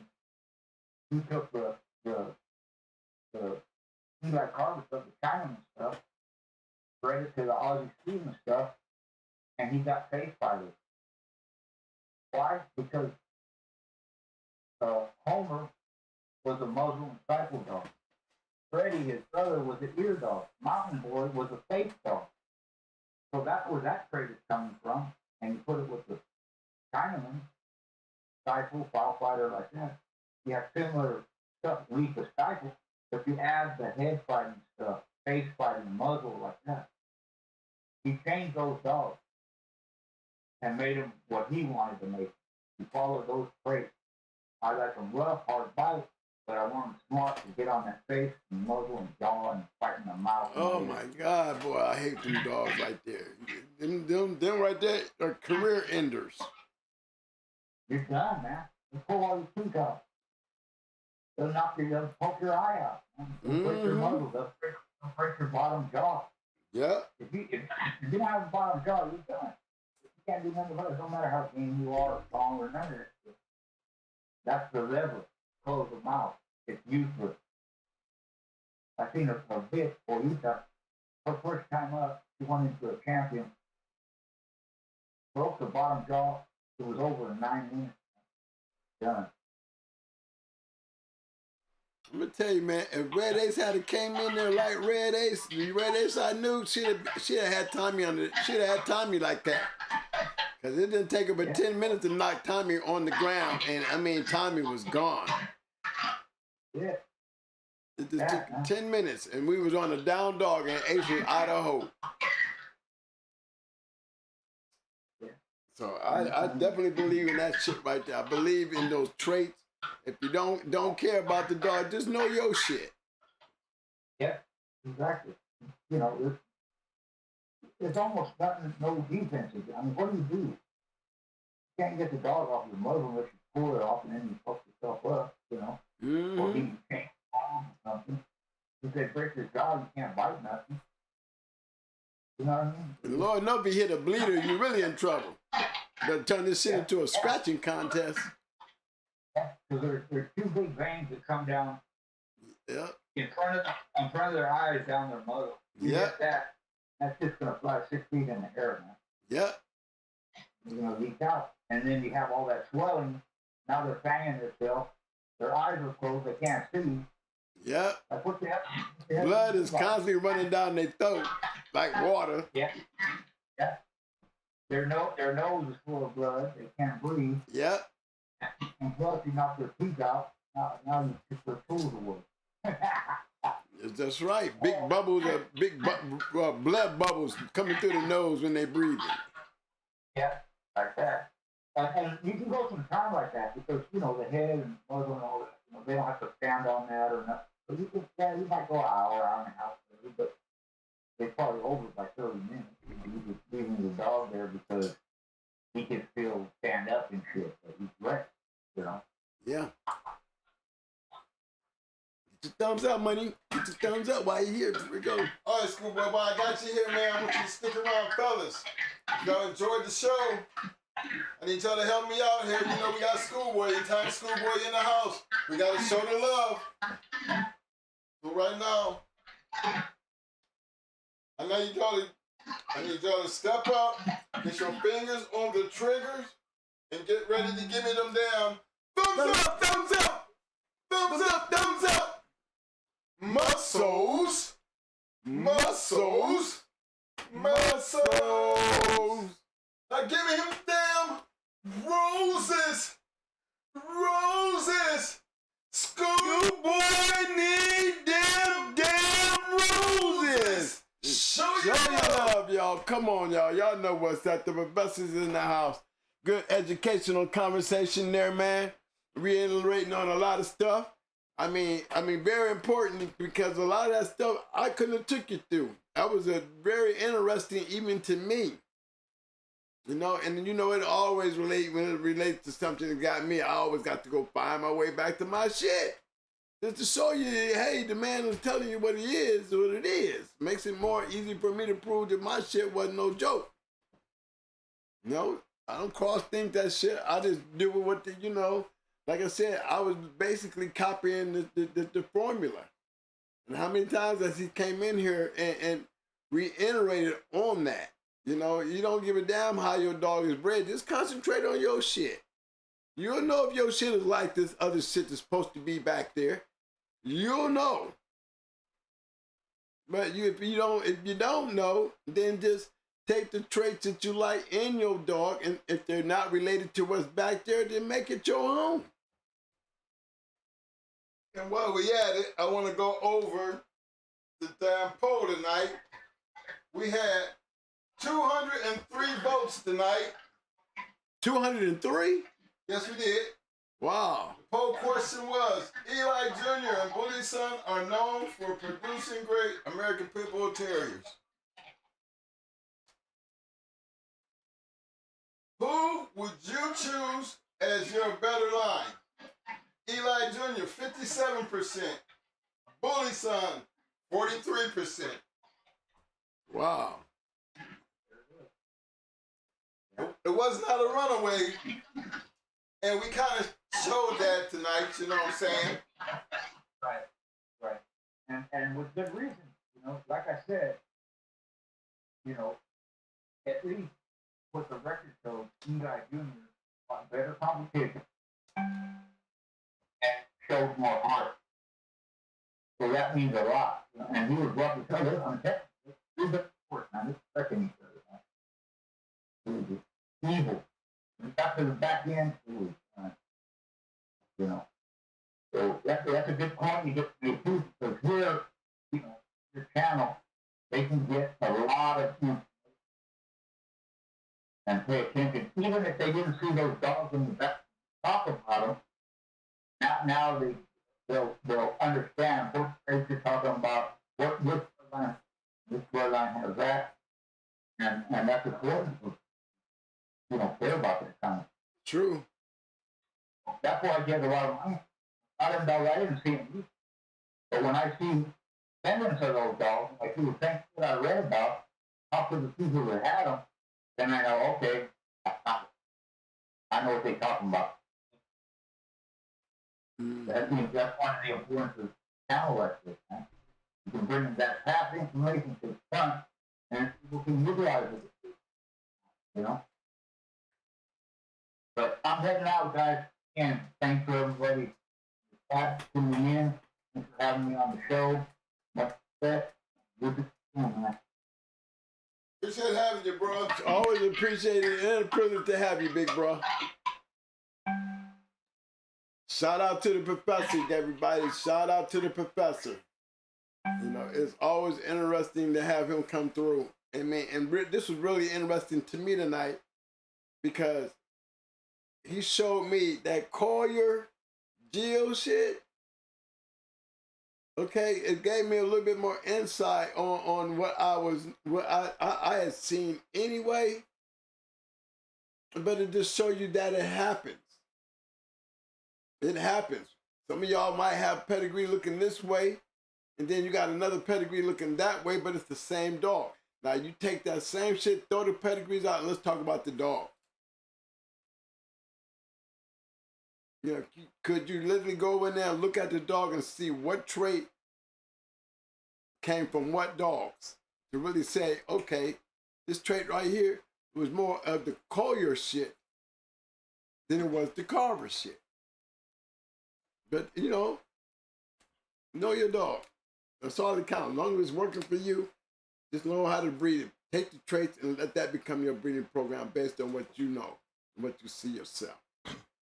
Hey, fellas, before we close down tonight, hold on. I still got 82 people in the chat.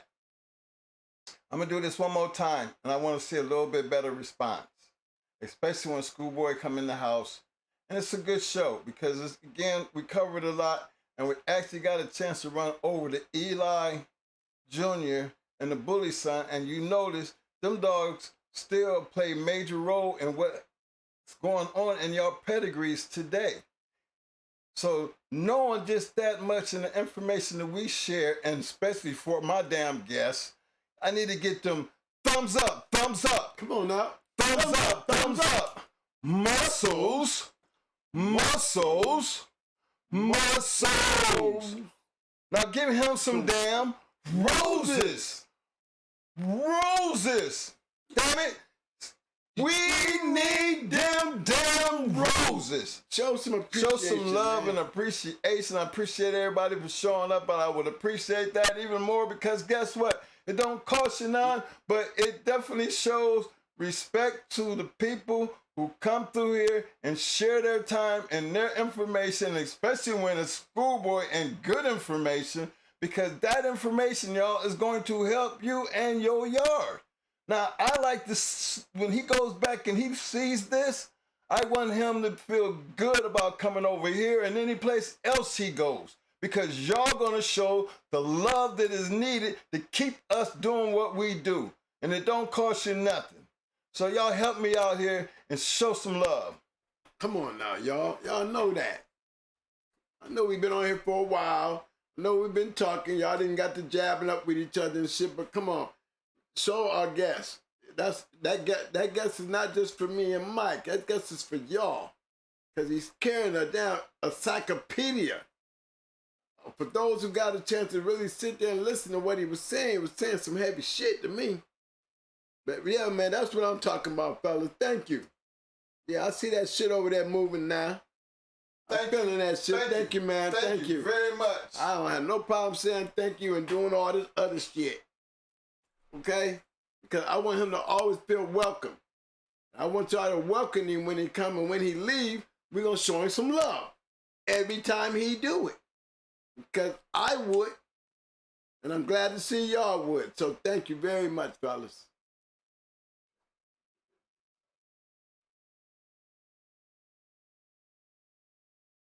Well, y'all just take your prayers, man, because they're going to be stopping my heart tomorrow. You know, I'm kind of worried about it, but they said they can bring me back. But, you know, I need y'all prayers, fellas. Wish me some luck. You know, I ain't no fan about the shit, but I got the scratch. It's the only way they're going to find out if, you know, if something happened to me is my heart strong enough to start up on its own. You know? So it's I'm right there in that deciding factor of getting the machines put in me to keep me alive. But I do exercise. I'm a pit bull. You know, I believe my heart is going to help me. I believe when they put me down, I'm going to be back here Friday. I believe that I ain't ready to go because the fight ain't over. God damn it. And you know how we do this. We going to do this. Always going to do this because the money good. I just need your prayers. Now, you know, Mo put this thing off so he could get his show in tonight. You know what I mean? And he know I worry about the shit, but you know, it's gonna be a heck of a day for me tomorrow. Excuse me. Because it's not something that, you know, you're ever gonna get used to knowing what's gonna happen. You know, so I'm expecting to see him Friday, but again, it's just funny because he was actually supposed to do this today. You know, but nah, he wanted let me get Tuesday's show off, and then that gives him Wednesday and Thursday to recover. You know, and hopefully he'll be back, like he said. He will be back here Friday. But that's how far this what we do means to what we do. You know what I mean? I always take my hat off to my brother because again, he don't have to do this, man. And I worry about what being that he gotta do it. But the love he got for this game and what we do here is always something he puts before anything. Because like he said, man, this might be the last show. You know what I mean? And when we had them conversations, the hard conversation for me to have. But again, the only reason I'm doing this is for him. So if that's what he want to do, and you want to put it off, we're going to put it off. We're going to talk bulldog, and then we're going to go be a bulldog. Because I'm going to be scratching his ass tomorrow. You know? But I want you guys to understand that, hey, the love of this game is real for us. And for the people that show up and watch this video, I'm hoping it is just as real as it is for us, it's just as real to you. And for us, we're here to make sure that this breed continues and this community still can produce good and great dogs. That's what we do here. Right, and the people who made that history, the guys you didn't know about, They back there. they're back there. And if you try to just copycat what they've done, remember, look at BULLYSON and ELI Jr. Look at them. But I can guarantee you can still pick up your papers a day and you're gonna find them somewhere back there. Especially your dog worth being anything. And that's just why them two are talking tonight, because they're litter mates. They took different directions and still are so relevant now. I mean, one of the most successful breeds of all times. Yes, sir. And you can't just pretend like it don't exist, because guess what? It's still out there doing what it do. And I just thought this would be a good time to bring that up, because you know what? Like them, we still here. And we hope to be just like them. Long after we gone, they still gonna be talking about us. And that's what really matters, because again, it's all about the love of the game. And why you think we love it that much? When you got damn near 30 years of your life invested in something, then you know damn well you got to love it. So it's not impossible, and especially the love. It might seem crazy to some, but to us, we just gonna be crazy. Y'all know what I'm talking about. But all the way things is nowadays, we still gonna love these dogs. So outside of all said and done, y'all keep doing what we doing. If you know what I'm talking about, I'm gonna help you out. One damn thing for sure. We always. Keep it down show. You said, we always. And you can believe tomorrow my boy gon' always scratch the win. For real. Thank you guys. Thank you guys for showing up and showing out. To all my people out there in the Shark Tank, questions, participating in the poll, showing your love through the donations. Don't forget, we have the Cash App for anybody who wanna just show some love. Super Chat's always available throughout all the damn shows and everything. But you guys support each other. That's what matters nowadays. Support the other channels. You know, regardless of what goes on, and guess what? We all still talk about bulldogs. So if you love the bulldogs, don't just take what we say. Check out what everybody else say. But where it's really gonna matter is what you feed. All we trying to do is make sure you feeding the right shit. Yeah. Y'all know what I'm saying. But until Friday, I need everybody to just stay safe, enjoy the next couple days, and we'll see y'all then. Who your dog of the night, man? Dog of the night. You gonna go with ELI Jr. or BULLYSON? Which one? I'm going with, yeah, I'll show y'all. I'm going with the crowd favorite, personally. Who y'all want to be the dog of the night? Did we give it to BULLYSON? Nope, we start off with BULLYSON. We had our reasons, right? Okay, BULLYSON did not win the title. You know what I mean? So my dog of the night is the dog I started off saying that, you know, that it was gonna end up being the dog of the night. This is my dog of the night. Yes, sir. I wonder.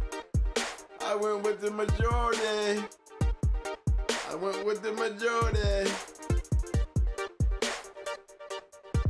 If y'all in agreement with me, y'all feel me.